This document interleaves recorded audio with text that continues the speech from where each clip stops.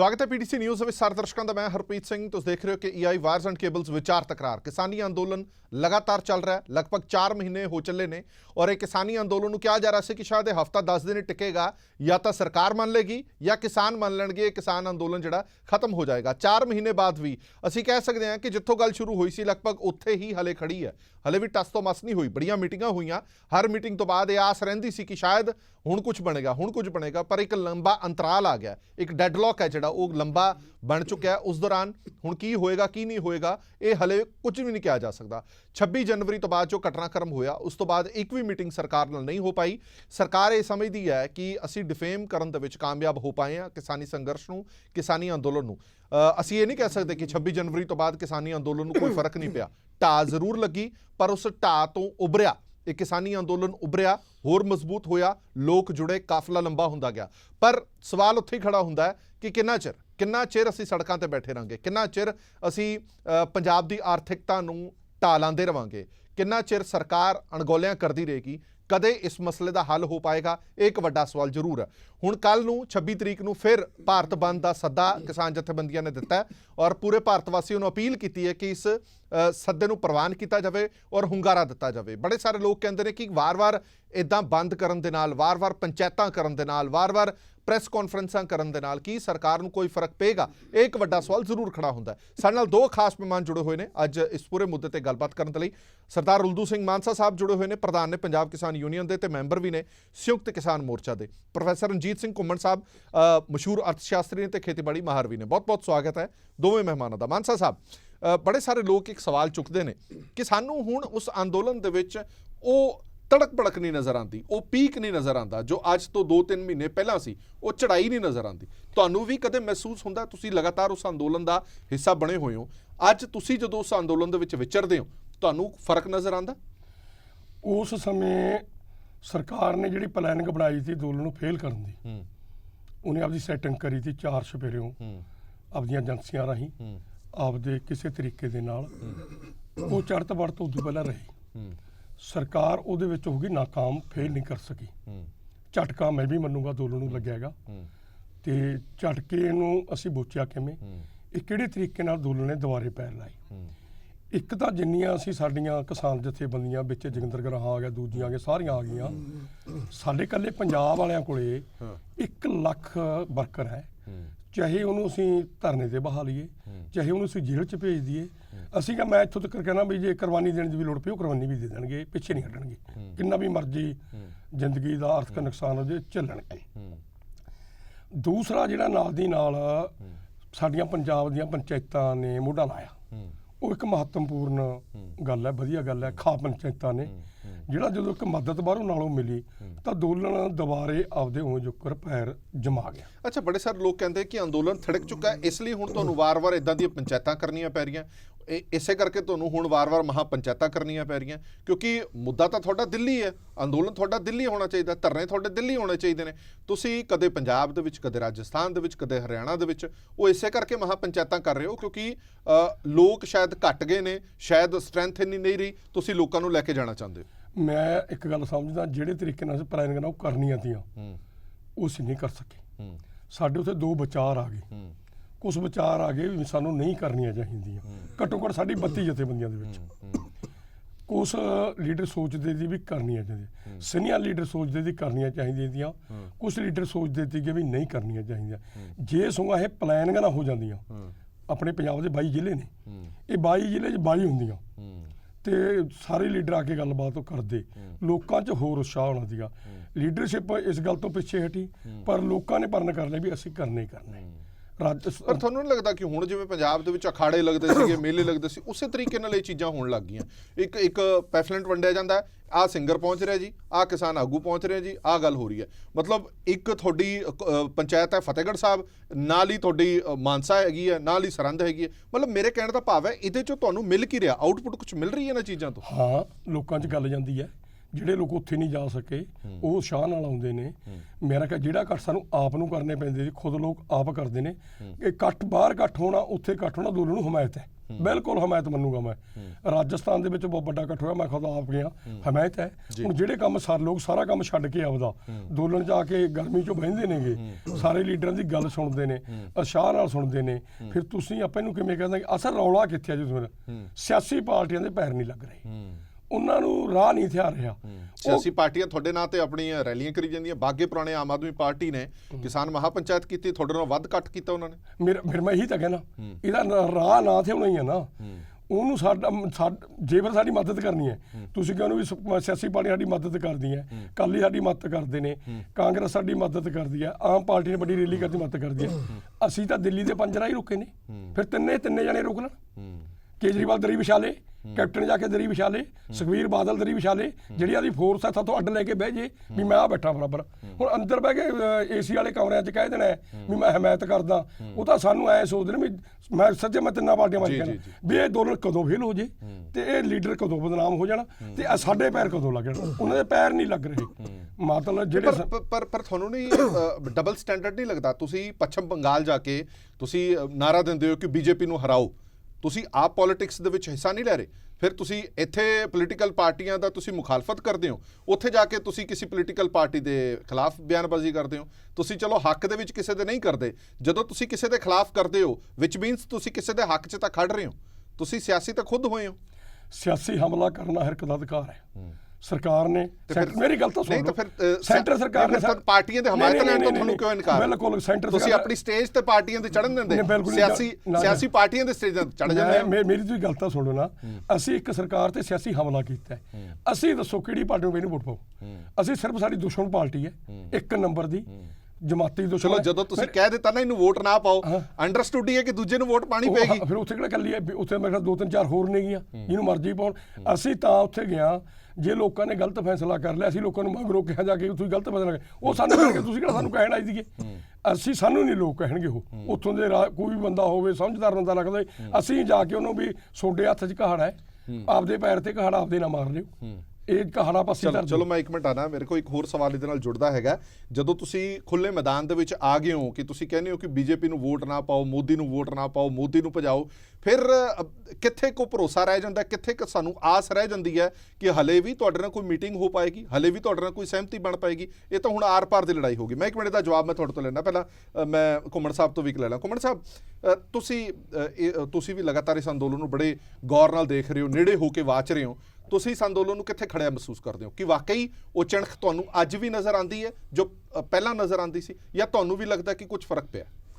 ਦੇਖੋ, ਮੈਂ ਸਮਝਦਾ ਕਿ ਇਸ ਅੰਦੋਲਨ ਦੀ ਜਿਹੜੀ ਚਰਮ ਸੀਮਾ ਸੀਗਾ ਨਾ, ਉਹ 26 ਜਨਵਰੀ ਤੋਂ ਪਹਿਲਾਂ ਪਹੁੰਚ ਚੁੱਕੀ ਸੀ ਤੇ ਉਸ ਚਰਮ ਸੀਮਾ ਤੇ ਦੁਬਾਰਾ ਇਹ ਅੰਦੋਲਨ ਨਹੀਂ ਪਹੁੰਚ ਪਾਇਆ। ਇੱਕ ਤਾਂ ਮੇਰਾ ਇਹ ਕਹਿਣਾ ਹੈ, ਉਹਦੇ ਕਾਰਨ ਕਈ ਹੋ ਸਕਦੇ ਨੇ, ਪਰ ਇਹ ਗੱਲ ਜ਼ਰੂਰ ਹੈ ਕਿ 26 ਜਨਵਰੀ ਦੇ ਦਿਨ ਤੋਂ ਪਹਿਲਾਂ ਜਿਹੜਾ ਇਹਨਾਂ ਨੇ ਕਿਸਾਨਾਂ ਨੇ ਟਰੈਕਟਰ ਰੈਲੀ ਕਰਨੀ ਸੀ ਤੇ ਉਹ ਕੀਤੀ ਵੀ, ਸਰਕਾਰ ਦੀਆਂ ਏਜੰਸੀਆਂ ਨੇ ਉਹਨੂੰ ਟਾਰਪੀਡੋ ਕਰਨ ਦੀ ਕੋਸ਼ਿਸ਼ ਵੀ ਕੀਤੀ, ਪਰ ਉਹ ਜਿਹੜਾ ਪ੍ਰੈਸ਼ਰ 26 ਜਨਵਰੀ ਦਾ ਸੀ, ਉਸ ਪ੍ਰੈਸ਼ਰ 'ਚ 20 ਜਨਵਰੀ ਨੂੰ ਜਿਹੜੀ ਸਰਕਾਰ ਸੰਯੁਕਤ ਕਿਸਾਨ ਮੋਰਚੇ ਨਾਲ ਮੀਟਿੰਗ ਕਰਦੀ ਹੈ, ਉਹਦੇ ਵਿੱਚ ਉਹ ਕਹਿੰਦੀ ਹੈ ਕਿ ਅਸੀਂ ਬਹੁਤ ਸਾਰੀਆਂ ਤਰਮੀਮਾਂ ਕਰਨ ਨੂੰ ਤਿਆਰ ਹਾਂ, ਅਸੀਂ ਇਹਨਾਂ ਕਾਨੂੰਨਾਂ ਨੂੰ 1.5 ਸਾਲ ਜਿਹੜਾ ਹੋਲਡ ਕਰਨ ਨੂੰ ਤਿਆਰ ਹਾਂ ਤੇ ਤੁਸੀਂ ਇਸ ਤੇ ਵਿਚਾਰ ਕਰੋ।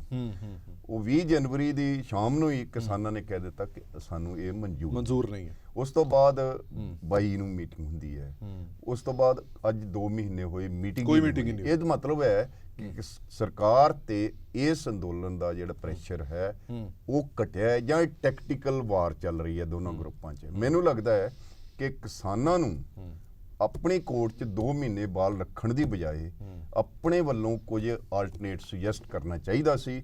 ਭਾਵੇਂ ਉਹ ਹੀ ਕਹਿੰਦੇ ਕਿ ਇਹ ਕਾਨੂੰਨ ਰਿਪੀਲ ਕਰ ਲਓ, ਉਹ ਕਰ ਲਓ, ਐਸੈਂਸ਼ੀਅਲ ਕਮੋਡਿਟੀ ਵਾਲਾ ਸਾਨੂੰ ਡਾਇਰੈਕਟ ਇਫੈਕਟ ਨਹੀਂ ਕਰਦਾ, ਜਾਂ ਉਹ ਹੀ ਕਹਿੰਦੇ ਕਿ ਭਾਈ ਸਾਨੂੰ ਤਾਂ 3.5 ਸਾਲ ਕਰੋ ਇਹ ਰਿਪੀਲ, ਜਾਂ ਉਹ ਕਹਿੰਦੇ ਕਿ ਇਹਦੇ ਨਾਲ ਕਮੇਟੀ ਉਹ ਬਣਾਓ ਜਿਹੜੀ ਅਸੀਂ ਸੁਜੈਸਟ ਕਰਾਂਗੇ, ਤੁਹਾਡੇ ਵੀ ਐਕਸਪਰਟ ਹੋਣ, ਸਾਡੇ ਵੀ ਹੋਣ, ਤੁਹਾਡੇ ਨੁਮਾਇੰਦੇ ਹੋਣ, ਸਾਡੇ ਨੁਮਾਇੰਦੇ ਹੋਣ, ਔਰ ਉਸ ਤੋਂ ਬਾਅਦ ਜਿਹੜੀ 3 ਸਾਲਾਂ ਬਾਅਦ ਉਹ ਕਮੇਟੀ ਰਿਪੋਰਟ ਦੇਵੇ, ਉਹ ਪਾਰਲੀਮੈਂਟ 'ਚ ਨਹੀਂ ਜਾਏਗੀ, ਉਹ ਰਿਪੋਰਟ ਜਿਹੜੀ ਹੈ ਉਹ ਹਰ ਸਟੇਟ ਦੀ ਅਸੈਂਬਲੀ 'ਚ ਡਿਬੇਟ ਹੋਏਗੀ, ਔਰ ਮੈਨੂੰ ਲੱਗਦਾ ਕਿ ਕਿਸਾਨਾਂ ਨੇ ਆਪਣੀ ਕੋਰਟ 'ਚ ਲੰਬਾ ਸਮਾਂ ਬਾਲ ਰੱਖ ਕੇ ਇਹ ਇੱਕ ਪਬਲਿਕ ਜਿਹੜੀ ਓਪੀਨੀਅਨ ਵੀ ਹੈ ਨਾ ਉਹ ਇੱਕ ਹੋਰ ਬਣ ਰਹੀ ਹੈ ਕਿ ਸਰਕਾਰ ਗੱਲਬਾਤ ਕਰਨ ਲਈ ਤਿਆਰ ਹੈ, ਇਹ ਜ਼ਿੱਦ ਤੇ ਅੜੇ ਹੋਏ ਨੇ। ਕਿਸਾਨ ਗੱਲਬਾਤ ਕਰਨ ਲਈ ਤਿਆਰ ਨਹੀਂ, ਜਿਹੜਾ ਕਿ ਗਲਤ ਮੈਸੇਜ ਆ ਰਿਹਾ। ਕਿਸਾਨ ਵੀ ਗੱਲਬਾਤ ਕਰਨ ਲਈ ਤਿਆਰ ਨੇ, ਪਰ ਇਹ ਸਾਰਾ ਜਦੋਂ ਦੇਖੋ ਪਤਾ ਕਿ ਜੇ ਇਹ ਸਟੈਂਡ ਲੈਂਦੇ ਵੀ ਸਟੇਟ ਅਸੈਂਬਲੀਆਂ ਦੇ ਵਿੱਚ, ਕਿਉਂਕਿ ਸਟੇਟਾਂ ਦਾ ਮਸਲਾ ਹੈ, ਵੱਡੇ ਵੱਡੇ ਵਕੀਲ ਵੀ ਇਹ ਕਹਿ ਰਹੇ ਨੇ ਕਿ ਇਹ ਸਟੇਟਾਂ ਦੇ ਅਧਿਕਾਰ ਖੇਤਰ 'ਚ ਹੈ, ਸੋ ਇਸ ਕਰਕੇ ਜੇ ਇਹ ਸਟੈਂਡ ਲੈਂਦੇ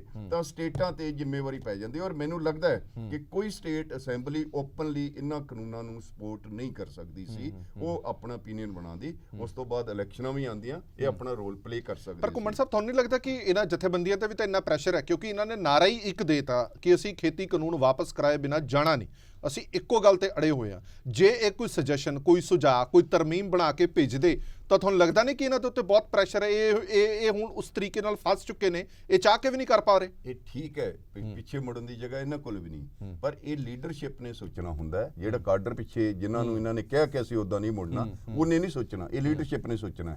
ਇਹ ਰੁਲਦਾ ਜੀ, ਇਹਨਾਂ ਨੂੰ ਸਰਦਾਰ ਮਾਨਸਾ ਨੂੰ ਵੀ ਪਤਾ ਹੈ ਕਿ ਜਦੋਂ 20 ਤਰੀਕ ਤੋਂ ਬਾਅਦ ਮੀਟਿੰਗ ਹੋਈ ਹੈ ਤਾਂ 17 ਜਥੇਬੰਦੀਆਂ ਨੇ ਇਹਨੂੰ ਅਪੋਜ਼ ਕੀਤਾ ਸੀ ਕਿ ਅਸੀਂ ਸਾਨੂੰ ਮਨਜ਼ੂਰ ਨਹੀਂ, 15 ਜਥੇਬੰਦੀਆਂ ਨੇ ਇਹਨੂੰ ਸਪੋਰਟ ਕੀਤਾ ਸੀ।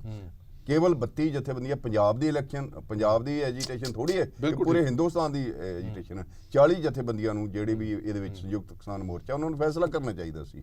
ਔਰ ਉਹਦੇ ਵਿੱਚੋਂ ਇੱਕ ਸਮਾਲ ਗਰੁੱਪ ਇਹਨਾਂ ਨੂੰ ਲੀਡਰਸ਼ਿਪ ਦੇ ਜਿਨ੍ਹਾਂ ਤੇ ਭਰੋਸਾ ਕਰ ਸਕਦੇ ਸੀ, ਉਹ ਕਰ ਸਕਦੇ ਸੀ। ਕਿਉਂਕਿ ਇਹ ਜਦੋਂ ਵੀ ਸਰਕਾਰ ਇਹ ਕਹਿੰਦੀ ਹੈ ਕਿ ਅਸੀਂ 40 ਬੰਦਿਆਂ ਨਾਲ ਗੱਲ ਕਰੀਏ ਤਾਂ ਕਿਵੇਂ ਕਰੀਏ, ਕਿਵੇਂ 40 ਬੰਦਿਆਂ ਨੂੰ ਮਨਾਈਏ, ਕਿਹੜਾ ਇੱਕ ਬੰਦਾ ਹੈ ਜਿਹੜਾ ਕਹੂਗਾ ਕਿ ਹਾਂ ਆਹ ਠੀਕ ਹੈ ਤੇ ਉਹ ਆਪਣੇ ਜਿਹੜਾ ਪੋਲਿਟਿਕਸ 'ਚ ਪਿੱਛੇ ਹਟਣਾ ਚਾਹੇਗਾ। ਔਰ ਜਿਹੜਾ ਤੁਸੀਂ ਇੱਕ ਸਵਾਲ ਪੁੱਛਿਆ ਸੀ ਇਹਨਾਂ ਨੂੰ ਕਿ ਤੁਸੀਂ ਪੰਜਾਬ 'ਚ ਆ ਕੇ ਜਾਂ ਹੋਰ ਥਾਵਾਂ ਤੇ ਕਰ ਰਹੇ ਹੋ, ਇਹਦੇ ਨਾਲ ਵੀ ਇੱਕ ਇੰਪ੍ਰੈਸ਼ਨ ਜਿਹੜਾ ਉਹ ਠੀਕ ਨਹੀਂ ਜਾਂਦਾ। ਇਹਦੇ ਨਾਲ ਇੰਜ ਲੱਗਦਾ ਕਿ ਹਰ ਜਥੇਬੰਦੀ ਆਪਣਾ ਆਪਣਾ ਬੇਸ ਬਣਾ ਰਹੀ ਹੈ। ਕੱਲ ਨੂੰ ਪੰਜਾਬ 'ਚ ਵੀ ਜਾਂ ਦੂਜੀਆਂ ਥਾਵਾਂ ਤੇ ਮੈਨੂੰ ਲੱਗਦਾ ਕਿ ਸੰਯੁਕਤ ਕਿਸਾਨ ਮੋਰਚੇ ਨੂੰ, ਜਿਵੇਂ ਇਹਨਾਂ ਨੇ ਕਿਹਾ ਕਿ 22 ਜ਼ਿਲ੍ਹਿਆਂ 'ਚ 22 ਜਥੇ ਹੋਣੇ ਚਾਹੀਦੇ, ਔਰ ਉਹਦੇ ਵਿੱਚ ਇੱਕ ਜਿਹੜਾ ਸਿਗਨਲ ਮੈਸੇਜ ਆਉਣਾ ਚਾਹੀਦਾ ਸੀ, ਉਹ ਇਹ ਹੋਣਾ ਚਾਹੀਦਾ ਸੀ ਕਿ ਹਾਂ ਇਹ ਕਿਸੇ ਇੱਕ ਪੰਜਾਬ ਦੀ ਇੱਕ ਜਥੇਬੰਦੀ ਵੱਲੋਂ ਨਹੀਂ ਮਾਂ ਪੰਚਾਇਤ ਹੋ ਰਹੀ, ਪੰਜਾਬ ਦੀ ਇੱਕ ਜਥੇਬੰਦੀ ਵੱਲੋਂ ਰੈਲੀ ਨਹੀਂ ਹੋ ਰਹੀ, ਇਹ ਸੰਯੁਕਤ ਕਿਸਾਨ ਮੋਰਚੇ ਦੀਆਂ ਜਿਹੜੀ 40 ਜਥੇਬੰਦੀਆਂ ਉਹਨਾਂ ਵੱਲੋਂ ਹੋ ਰਹੀ। ਕਿਉਂਕਿ ਇਹ ਯੂਨਿਟ ਖਿੰਡਿਆ ਹੋਇਆ ਨਜ਼ਰ ਆਉਂਦਾ, ਕੋਈ ਕਿੱਥੇ ਆਪਣੀ ਰੈਲੀ ਕਰ ਰਿਹਾ, ਕੋਈ ਕਿੱਥੇ ਕਰ ਰਿਹਾ। ਮਕਸਦ ਤੁਹਾਡਾ ਇੱਕੋ ਹੈ, ਤੁਹਾਡਾ ਜਥੇਬੰਦੀਆਂ ਦਾ ਮਕਸਦ ਜਦੋਂ ਇੱਕੋ ਹੈ ਤੇ ਫਿਰ ਪਿੰਡ ਕਿਉਂ ਨਹੀਂ ਇੱਕੋ? ਮੈਂ ਇੱਕ ਗੱਲ ਹੋਰ ਵੀ ਕਹਿਣਾ ਚਾਹਾਂਗਾ ਕਿ ਇਸ ਐਜੀਟੇਸ਼ਨ ਤੋਂ ਕਿਸਾਨ ਜਿਹੜਾ ਸੰਕਟ ਹੈ ਕਿਸਾਨੀ ਦਾ ਔਰ ਖੇਤੀ ਦਾ, ਇਹ ਕਾਨੂੰਨਾਂ ਤੋਂ ਪਹਿਲਾਂ ਵੀ ਬਹੁਤ ਡੂੰਘਾ ਹੋ ਚੁੱਕਿਆ ਸੀ। ਉਹਦੇ ਐਵੇਂ ਕੋਈ 3 ਲੱਖ ਕਿਸਾਨਾਂ ਨੇ ਉਹ ਨਹੀਂ ਕੀਤਾ, ਸੁਸਾਈਡ ਨਹੀਂ ਕੀਤਾ, ਸੰਕਟ ਕਰਕੇ ਕੀਤਾ।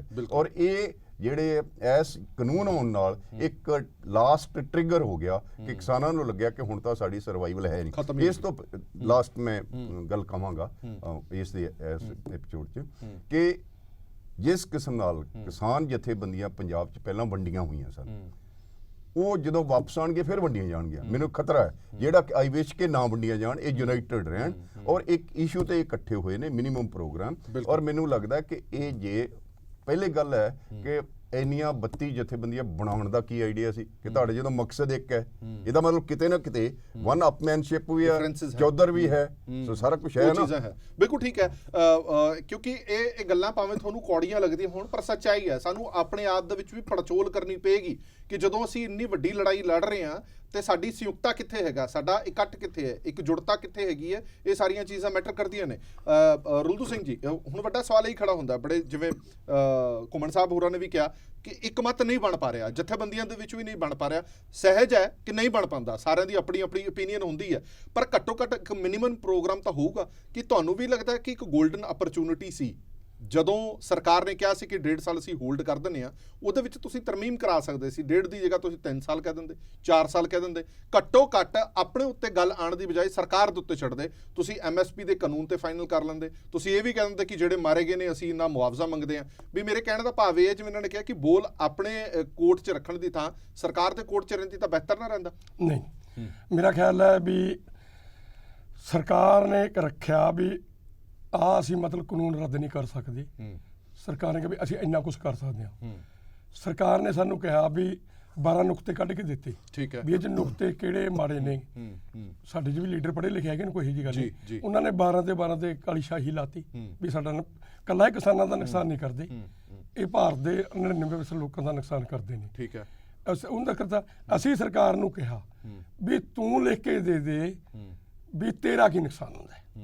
ਬਾਕਾਇਦੇ ਅਸੀਂ ਤੋਬਰ ਨਾਲ ਸਾਡੀ ਗੱਲਬਾਤ ਹੋਈ ਵੀ ਸਾਨੂੰ ਤੁਸੀਂ ਲਿਖ ਕੇ ਦੇ ਦਿਓ ਵੀ ਅਸੀਂ ਜੇ ਕਾਨੂੰਨ ਰੱਦ ਕਰਦੇ ਹਾਂ ਸਾਡਾ ਨੁਕਸਾਨ ਹੁੰਦਾ ਹੈ, ਅਸੀਂ ਸੋਚ ਲਾਂਗੇ। ਕੋਈ ਸਰਕਾਰ ਦਾ ਕੋਈ ਇਹੋ ਜਿਹਾ ਵਿਦੇਸ਼ੀ ਅਸਰ ਪੈਂਦਾ ਹੋਇਆ ਸਰਕਾਰ ਤੇ, ਕੋਈ ਦੇਸ਼ ਤੇ ਵੱਡਾ ਹਮਲਾ ਹੁੰਦਾ ਹੋਇਆ, ਕੋਈ ਹੋਰ ਨੁਕਸਾਨ ਹੁੰਦਾ ਹੋਇਆ, ਕੋਈ ਆਰਥਿਕ ਨੁਕਸਾਨ ਹੁੰਦਾ ਹੋਇਆ, ਸਰਕਾਰ ਸਾਨੂੰ ਲਿਖ ਕੇ ਦੇ ਦੇ। ਸਰਕਾਰ ਨੇ ਕੋਈ ਲਿਖ ਕੇ ਨਹੀਂ ਦਿੱਤਾ। ਸਰਕਾਰ ਸਾਨੂੰ ਕਿਉਂਕਿ ਸਰਕਾਰ ਦੇਵੇ ਲਿਖ ਕੇ ਵੀ ਕੀ ਨਾ ਜਿਹੜੀ ਗੱਲ ਕਹੀ ਹੈ ਛੋਟੀ ਕਮੇਟੀ ਦੀ, ਛੋਟੀ ਕਮੇਟੀ ਦਾ ਮੇਰਾ ਖਿਆਲ ਹੈ ਹਰਚੰਦ ਲੌਂਗੋਵਾਲ ਨੂੰ ਉਹ ਰਸਗੁੱਲੇ ਖਵਾਉਣ ਵਾਲੀ ਗੱਲ ਹੈ। ਹੁਣ ਕਮੇਟੀ ਵੱਡੀ ਹੈ ਸਾਡੀ, ਦੇਖੋ ਸਾਹਮਣੇ ਗੱਲ ਰੱਖਣਾ ਹੱਕ ਬਣਦਾ ਗਾ। 500 ਜਥੇਬੰਦੀ ਹੈ, 500 ਜਥੇਬੰਦੀ 42 ਜਥੇਬੰਦੀ ਕਮੇਟੀ ਹੈ। ਕੀ ਸਰਕਾਰ ਨੂੰ ਕਿੰਨਾ ਸਰਕਾਰ ਹਮੇਸ਼ਾ ਲੌਜਿਕ ਇਹ ਦਿੰਦੀ ਹੈ ਕਿ ਤੁਹਾਡੇ 42 ਦੇ ਵੀ ਵਿਚਾਰ ਨਹੀਂ ਨਾ ਮਿਲਦੇ ਵੀ ਅਸੀਂ ਇੱਕ ਨੂੰ ਪੁੱਛਦੇ ਆ ਉਹ ਮੰਨ ਜਾਂਦਾ, ਦੂਜਾ ਨਾਰਾਜ਼ ਹੋ ਜਾਂਦਾ, ਦੂਜੇ ਨੂੰ ਪੁੱਛਦੇ ਆ ਤੀਜਾ ਨਾਰਾਜ਼ ਹੋ ਜਾਂਦਾ। ਇਦਾਂ ਤੁਹਾਡੀ ਇੱਕ ਸੁਰਤਾ ਹੈ ਨਹੀਂ। ਉਹ ਕਹਿੰਦੇ 7 ਮੈਂਬਰੀ ਇੱਕ ਛੋਟੀ ਕਮੇਟੀ ਹੋਵੇ ਜਿਹਨੂੰ ਪੂਰੀਆਂ ਪਾਵਰਸ ਹੋਣ ਕਿ ਸਾਡੇ ਨਾਲ ਗੱਲ ਕਰੇ, ਫੈਸਲਾ ਕਰੇ ਤੇ ਮੰਨਣ ਸਾਰੇ। ਆਹੀ ਤਾਂ ਰੌਲਾ ਹੈ। ਇੱਕ ਅੰਦੋਲਨ 32 ਜਥੇਬੰਦੀਆਂ ਦਾ, ਫਿਰ ਗਾਹਾਂ 500 ਜਥੇਬੰਦੀ ਦਾ, ਫਿਰ ਤੁਹਾਨੂੰ ਲੱਗਦਾ ਕਿ ਉਹ ਤੋੜਨਾ ਚਾਹੁੰਦੇ? ਨਹੀਂ ਪਾਵਰਾਂ ਕਿਸੇ ਦਿੱਤੀਆਂ ਜਾਣਗੀਆਂ। ਮੇਰਾ ਖਿਆਲ ਆ ਬਿਲਕੁਲ ਵੀ ਨਹੀਂ ਕਿਸੇ ਨੂੰ ਪਾਵਰਾਂ ਦਿੱਤੀਆਂ ਜਾ ਸਕਦੀਆਂ, ਨਾ ਹੋਣਗੀਆਂ। ਤੇ ਇੱਕ ਜਿਹੜੀ ਘੁੰਮਣ ਸਾਹਿਬ ਨੇ ਗੱਲ ਕਹੀ ਹੈ, ਮੈਂ ਗਰੰਟੀ ਕਰਦਾ ਇਹ ਮੋਰਚਾ ਨਹੀਂ ਟੁੱਟੂਗਾ 32 ਦਾ। ਕਿਵੇਂ? ਜੇ ਉੱਥੇ ਟੁੱਟ ਗਿਆ ਉੱਥੇ ਟੁੱਟੂ। ਜੇ ਕਿਸੇ ਨੇ ਕਸੂਤ ਪਿੱਛੇ ਕਰਨ ਨਹੀਂ ਉੱਥੇ ਨਹੀਂ ਟੁੱਟਦਾ, ਮੈਨੂੰ ਲੱਗਦਾ ਉੱਥੇ ਨਹੀਂ ਟੁੱਟਦਾ। ਮੈਂ ਦੱਸਦਾ ਗੁੱਸਾ ਨਾ ਮੰਨਾ, ਉੱਥੇ ਤਾਂ ਕਿਸੇ ਦੀ ਹਿੰਮਤ ਹੀ ਨਹੀਂ ਕਿ ਤੋੜ ਦੇ। ਫਿਰ ਗੱਲ ਤਾਂ ਇਹੀ ਹੈ ਨਾ, ਜੇ ਫਿਰ ਉੱਥੇ ਨਹੀਂ ਟੁੱਟਦਾ ਮੈਂ ਗਰੰਟੀ ਕਰਦਾ ਜ਼ਿੰਦਗੀ ਭਰ ਨਹੀਂ ਟੁੱਟਦਾ, ਇੱਥੇ ਰਹੂਗਾ। ਨਹੀਂ ਤਾਂ ਫਿਰ ਜਿਹੜੀਆਂ ਇਹ ਤੁਸੀਂ ਮਹਾਪੰਚਾਇਤਾਂ ਚੰਗੀ ਗੱਲ, ਇਹ ਬਹੁਤ ਅੱਛੀ ਗੱਲ, ਬਹੁਤ ਅੱਛੀ ਗੱਲ ਕਰ ਰਹੇ ਨੇ। ਪਰ ਪੰਗਾ ਇਹ ਹੈ ਮਾਨਸਾ ਸਾਹਿਬ ਕਿ ਇਹ ਜਿਹੜਾ ਸੰਦੇਸ਼ ਜਾ ਰਿਹਾ ਨਾ, ਇਹ ਜਿਹੜਾ ਮੈਸੇਜ ਜਾ ਰਿਹਾ ਉਹ ਗਲਤ ਜਾ ਰਿਹਾ। ਤੁਸੀਂ ਅੱਜ ਕੱਲਿਆਂ ਨੇ ਪ੍ਰੈਸ ਕਾਨਫਰੰਸ ਇੱਥੇ ਕੀਤੀ ਹੈ, ਤੁਹਾਡੀਆਂ ਜਥੇਬੰਦੀਆਂ ਵੱਖ-ਵੱਖ ਮਹਾਪੰਚਾਇਤਾਂ ਕਰਦੀਆਂ ਨੇ। ਰਾਜੇਵਾਲ ਸਾਹਿਬ 2 ਵਾਰ ਆ ਕੇ ਇੱਥੇ ਇਕੱਲੇ ਪ੍ਰੈਸ ਕਾਨਫਰੰਸ ਕਰ ਗਏ। ਉਦੋਂ ਮਨ ਦੇ ਵਿੱਚ ਸ਼ੰਕੇ ਪੈਦਾ ਹੁੰਦੇ ਨੇ ਕਿ ਤੁਸੀਂ ਆਪਣੀਆਂ ਜਥੇਬੰਦੀਆਂ ਦੀ ਹੋਂਦ ਵੀ ਰੱਖਣਾ ਚਾਹੁੰਦੇ ਹੋ, ਤੁਸੀਂ ਉਧਰ ਵੀ ਹੈਗੇ ਹੋ, ਪਰ ਤੁਸੀਂ ਇਹ ਵੀ ਦਿਖਾਣਾ ਚਾਹੁੰਦੇ ਹੋ ਕਿ ਮੇਰੀ ਜਥੇਬੰਦੀ ਦਾ ਮੈਂ ਇਕੱਲਾ ਹੀ ਪ੍ਰਧਾਨ ਆ ਤੇ ਮੇਰੀ ਹੋਂਦ ਬਰਕਰਾਰ ਹੈ। ਅਸੀਂ ਹੋਂਦ ਰੱਖਣੀ ਚਾਹੁੰਦੇ ਹਾਂ ਸੰਯੁਕਤ ਮੋਰਚੇ ਦੀ। ਹੁਣ ਫਤਿਹਗੜ੍ਹ 'ਚ ਇਕੱਠ ਹੋਇਆ ਜੀ, ਲੈ ਮੈਨੂੰ ਨਹੀਂ ਪਤਾ ਕਿਹਨੇ ਕਰੇ। ਮੇਰੀ ਗੱਲ ਤਾਂ ਸੁਣੋ, ਜੇ ਕੋਈ ਬੰਦਾ ਇਕੱਠ ਕਰਕੇ ਸਾਨੂੰ ਸੱਦਦਾ ਹੈ, ਉਹ ਆੜਤੀਏ ਹੋਣ, ਉਹ ਪੰਚਾਇਤਾਂ ਹੋਣ, ਅਸੀਂ ਆਪਦੀ ਗੱਲ ਨਹੀਂ ਰੱਖ ਸਕਦੇ ਵੀ ਸਰਕਾਰ ਨਾਲ ਸਾਡੀ ਆਹ ਲੜਾਈ ਹੈ, ਸਰਕਾਰ ਨਾਲ ਸਾਡਾ ਆਹ ਕਲੇਸ਼ ਹੈ। ਉਹ ਰੱਖਣ 'ਚ ਨੁਕਸਾਨ ਕੀ ਹੈ? ਜਿੰਨਾ ਇੱਕ ਕੰਪਨੀ 1 ਰੁਪਏ ਦੀ ਚੀਜ਼ ਤਿਆਰ ਕਰਕੇ 9 ਰੁਪਏ ਉਹਦੇ ਪ੍ਰਚਾਰ ਤੇ ਲਾਉਂਦੀ ਹੈ ਤੇ ਉਹਨੂੰ 20 ਦੀ ਵੇਚਦੀ ਹੈ, ਤੇ ਜੇ ਸਾਡਾ ਪ੍ਰਚਾਰ ਹੁੰਦਾ ਫਿਰ ਕੀ ਮਾੜੀ ਗੱਲ ਹੋਊਗੀ? ਦੇਖੋ ਕੋਈ ਵੀ ਕਰਾਉਂਦਾ, ਸਾਨੂੰ ਕੋਈ ਰਾਜਸਥਾਨ ਸੱਦੇ, ਸਾਨੂੰ ਕੋਈ ਕਿਤੇ ਸੱਦੇ, ਤਾਂ ਉਹ ਸਾਡੇ ਅੰਦੋਲਨ ਕੋਈ ਇਕੱਲਾ ਭਾਰਤ ਥੋੜੀ ਰਹਿ ਗਿਆ। ਅੰਦੋਲਨ ਦਾ ਸਾਰੀ ਦੁਨੀਆ ਦੇ ਉੱਤੇ ਅੱਖ ਲੱਗੀ ਹੋਈ ਹੈ ਵੀ ਅੰਦੋਲਨ ਕੀ ਬਣੂਗਾ, ਕਿੱਥੇ ਜੀ ਖੜੀ ਹੈ ਗੱਲ। ਮੇਰਾ ਮਤਲਬ ਜਿਹੜੀ ਮੈਂ ਉਸੇ ਗੱਲ ਤੇ ਦੁਆਰਾ ਨਾ, ਜਦੋਂ ਲਾਸਟ ਵਾਰ ਜਦੋਂ ਸਰਕਾਰ ਨੇ ਤੁਹਾਨੂੰ ਇੱਕ ਪ੍ਰਪੋਜ਼ਲ ਬਣਾ ਕੇ ਭੇਜਿਆ, ਉੱਤੇ ਕੁਝ ਕਿਸਾਨ ਜਥੇਬੰਦੀਆਂ ਸਹਿਮਤੀਆਂ ਪ੍ਰਗਟਾਈ ਵੀ ਅਸੀਂ ਚਲੋ ਇਹਦੇ ਬਾਰੇ ਸੋਚ ਲੈਂਦੇ ਹਾਂ, ਫਿਰ ਯਕਾਯਕ ਕੀ ਹੋਇਆ ਕਿ ਤੁਸੀਂ ਇੱਕਦਮ ਹੀ ਬਦਲ ਗਏ ਕਿ ਨਹੀਂ ਅਸੀਂ ਸਹਿਮਤੀ ਨਹੀਂ ਬਣਾ ਪਾਉਂਦੇ? ਨਹੀਂ ਜਿਹੜਾ ਹੋਲਡ ਤੇ ਕਾਨੂੰਨ ਹੋਲਡ ਤੇ ਗੱਲ ਕਰ ਰਹੇ ਅਸੀਂ ਸਰਕਾਰ ਦਾ 13ਵਾਂ ਉਦੋਂ ਹੀ ਪੜ੍ਹ ਲਿਆ ਸੀ ਜਿੱਦੇ 22 ਤਰੀਕ ਨੂੰ ਮੀਟਿੰਗ ਹੋਈ ਸੀ। ਕੋਈ ਲੰਮਾ ਸਮਾਂ ਜ਼ਿੰਦਗੀ ਦਾ ਲਾਇਆ, ਜਿਹੇ ਪੜ੍ਹੇ ਘਟਾਂਗੇ ਤਜਰਬੇ ਤਾਂ ਹੈ ਨਾ। ਜਦੋਂ ਤੋਬਰ ਨੇ ਸਾਨੂੰ ਇਹ ਕਿਹਾ ਵੀ ਹੁਣ ਤੁਸੀਂ ਪਰੇਡ ਆਪਦੀ ਕਰ ਲਓ ਤੇ ਅਸੀਂ ਆਪਦੀ ਕਰ ਲਾਂਗੇ, ਸਾਨੂੰ ਉਦੋਂ ਹੀ ਪਤਾ ਲੱਗ ਗਿਆ ਸੀ ਵੀ ਇਸ ਤੋਂ ਬਾਅਦ ਗੱਲ ਨਹੀਂ ਹੁੰਦੀ। ਉਦੋਂ ਸਰਕਾਰ ਨੇ ਬਿਉਂਤ ਪੂਰੀ ਬੁਣ ਲਈ ਸੀ ਵੀ ਇਹਨੂੰ ਖਤਮ ਕਰ ਦੇਣਾ, ਤੋੜ ਦੇਣਾ, ਸਾਰਾ ਕੁਝ ਦੇਣਾ। ਹੁਣ ਪਹਿਲਾਂ ਦੱਸੋ, ਸਾਡਾ ਪ੍ਰੋਗਰਾਮ ਪੰਜਾਬ 'ਚੋਂ ਗਿਆ ਜੀ, ਅਸੀਂ 3 ਕਾਨੂੰਨ ਰੱਦ ਕਰਾਉਣੇ, ਬਿਜਲੀ ਐਕਟ, ਪਰਾਲੀ ਐਕਟ ਤੇ ਜਨਸਾਂ ਦੇ ਰੇਟ ਲੈ। ਠੀਕ ਹੈ, ਮੇਰੇ ਕਹੇ ਸਾਡਾ ਕੋਈ ਹੈਗਾ ਕੋਈ ਪ੍ਰੋਗਰਾਮ? ਹੁਣ ਜਿਹੜੇ ਬੰਦੇ ਮੈਨੂੰ ਫਿਰ ਦੁਬਾਰਾ ਫੇਰ ਗੱਲ ਕਹਿਣੀ ਪੈਂਦੀ ਹੈ, ਹੋਰ ਕੁਝ ਲੈ ਕੇ ਜਾਂਦੇ ਨੇ, ਉਹਨਾਂ ਨੂੰ ਕੀ ਕਹੀਏ ਅਸੀਂ? ਮੈਂ ਪਰ ਫਿਰ ਉੱਥੇ ਕਮਜ਼ੋਰੀ ਕਿਹਦੀ ਹੈ? ਉੱਥੇ ਤੁਹਾਡੀ ਜਥੇਬੰਦੀਆਂ ਦੀ ਕਮਜ਼ੋਰੀ ਹੈ ਕਿਉਂਕਿ ਹੁਣ ਤੁਸੀਂ ਫੇਰ ਐਗਰੀ ਹੋਣ ਲੱਗ ਗਏ ਹੋ। ਮੇਰਾ ਸਵਾਲ ਤੁਹਾਨੂੰ ਤਿੱਖਾ ਜ਼ਰੂਰ ਲੱਗੇਗਾ ਕਿ ਤੁਸੀਂ ਜਦੋਂ 26 ਜਨਵਰੀ ਤੋਂ ਬਾਅਦ ਤੁਸੀਂ ਬੜਾ ਤੱਤਾ ਬੋਲੇ ਸਾਰਿਆਂ ਨੂੰ, ਹੁਣ ਹੌਲੀ ਹੌਲੀ ਤੁਹਾਡੇ ਸਾਰਿਆਂ ਦੇ ਸੁਰ ਬਦਲਦੇ ਜਾ ਰਹੇ ਆ। ਹੁਣ ਹੌਲੀ ਹੌਲੀ ਤੁਸੀਂ ਕਹਿੰਦੇ ਹੋ ਲੱਖਾ ਸਿਧਾਣਾ ਨੂੰ ਵੀ ਅਸੀਂ ਸਟੇਜ ਤੇ ਚੜਾ ਲਾਂਗੇ, ਪਹਿਲਾਂ ਤੁਸੀਂ ਉਹਨੂੰ ਦੇਸ਼ ਧਰੋਹੀ ਕਹਿੰਦੇ ਰਹੇ ਹੋ, ਪਹਿਲਾਂ ਤੁਸੀਂ ਏਜੰਸੀਆਂ ਦਾ ਬੰਦਾ ਕਹਿੰਦੇ ਰਹੇ ਹੋ, ਹੁਣ ਹੌਲੀ ਹੌਲੀ ਤੁਸੀਂ ਸਾਰਿਆਂ ਨੂੰ ਭਰਾ ਕਹਿੰਦੇ ਰਹੇ ਹੋ, ਹੁਣ ਸਾਰਿਆਂ ਨੂੰ ਆਪਣੇ ਬੱਚੇ ਪੁੱਤਰ ਕਹੀ ਜਾਂਦੇ ਹੋ, ਸਟੇਜਾਂ ਤੱਕ ਸਾਂਝੀਆਂ ਕਰਨ ਨੂੰ ਤਿਆਰ ਹੋ ਗਏ ਹੋ। ਫਿਰ ਤੁਹਾਡੀਆਂ ਕਮਜ਼ੋਰੀਆਂ ਨਹੀਂ ਹੈ? ਨਹੀਂ, ਪਿੰਡਾਂ ਦਾ ਸੱਭਿਆਚਾਰ ਹੈ। 10-10 ਬੰਦੇ ਮਰ ਕੇ ਦੂਜੇ ਪਾਸਿਓਂ ਪੰਚਾਇਤਾਂ ਰਾਜੀ ਬੰਦਾ ਕਹਿੰਦੇ ਲੋਕ ਵਰਤਣ ਲੱਗ ਜਾਂਦੇ ਨੇ। ਇੱਕ ਸਟੇਜ ਦਾ, ਮੇਰੀ ਗੱਲ ਤਾਂ ਸੁਣੋ, ਇਸ ਸਟੇਜ ਦਾ ਮਸਲਾ ਠੀਕ ਹੈ। ਇੱਕ ਦਿਨ ਬੋਲਿਆ ਅਸੀਂ, ਸਾਰੇ ਲੀਡਰ ਬੋਲਿਆ, ਮੈਂ ਵੀ ਬੋਲਿਆ, ਸਾਰੇ ਬੋਲਿਆ। ਆਥਣ ਨੂੰ ਅਸੀਂ ਫੈਸਲਾ ਕਰ ਲਿਆ ਵੀ ਦੂਜੇ ਦੇ ਖਿਲਾਫ ਨਹੀਂ ਬੋਲਣਾ। ਮੁੜ ਕੇ ਕੀ ਕਹਿਣਾ, ਇੱਕ ਅੱਧਾ ਲੀਡਰ ਕੋਈ ਬੋਲ ਗਿਆ ਹੋਵੇ, ਕੋਈ ਨਹੀਂ ਬੋਲੇ। ਲੋਕ ਤਾਂ ਕਹਿੰਦੇ ਤੁਸੀਂ ਲੋਕਾਂ ਦਾ ਰੋਹ ਦੇਖ ਕੇ ਬਦਲੇ ਹੋ, ਤੁਸੀਂ ਆਪਣੇ ਆਪ ਨਹੀਂ ਬਦਲੇ। ਜੋ ਤੁਸੀਂ ਲੋਕਾਂ ਦਾ ਗੁੱਸਾ ਦੇਖਿਆ, ਨੌਜਵਾਨਾਂ ਦਾ ਰੋਹ ਦੇਖਿਆ, ਉਸ ਤੋਂ ਬਾਅਦ ਜਥੇਬੰਦੀਆਂ ਨੂੰ ਅਕਲ ਆਈ ਹੈ ਕਿ ਨਹੀਂ ਆਪਾਂ ਇਦਾਂ ਨਹੀਂ ਕਰਨਾ, ਹੁਣ ਇਦਾਂ ਕਰਨਾ। ਨਹੀਂ ਬਿਲਕੁਲ ਨਹੀਂ, ਸਾਡੇ ਨਾਲ ਕੋਈ ਨੌਜਵਾਨ ਨਹੀਂ ਗੁੱਸੇ ਹੋਏ, ਨਾ ਹੋਏ ਨੇ, ਨਾ ਅਸੀਂ ਉਹ ਨੌਜਵਾਨਾਂ ਜਿਹੜੇ ਨੌਜਵਾਨ ਗਏ ਨੇ ਨਾ ਅਸੀਂ ਉਹਨਾਂ ਨੂੰ ਕੁਛ ਕਿਹਾ ਨਾ ਕਹੀਏ।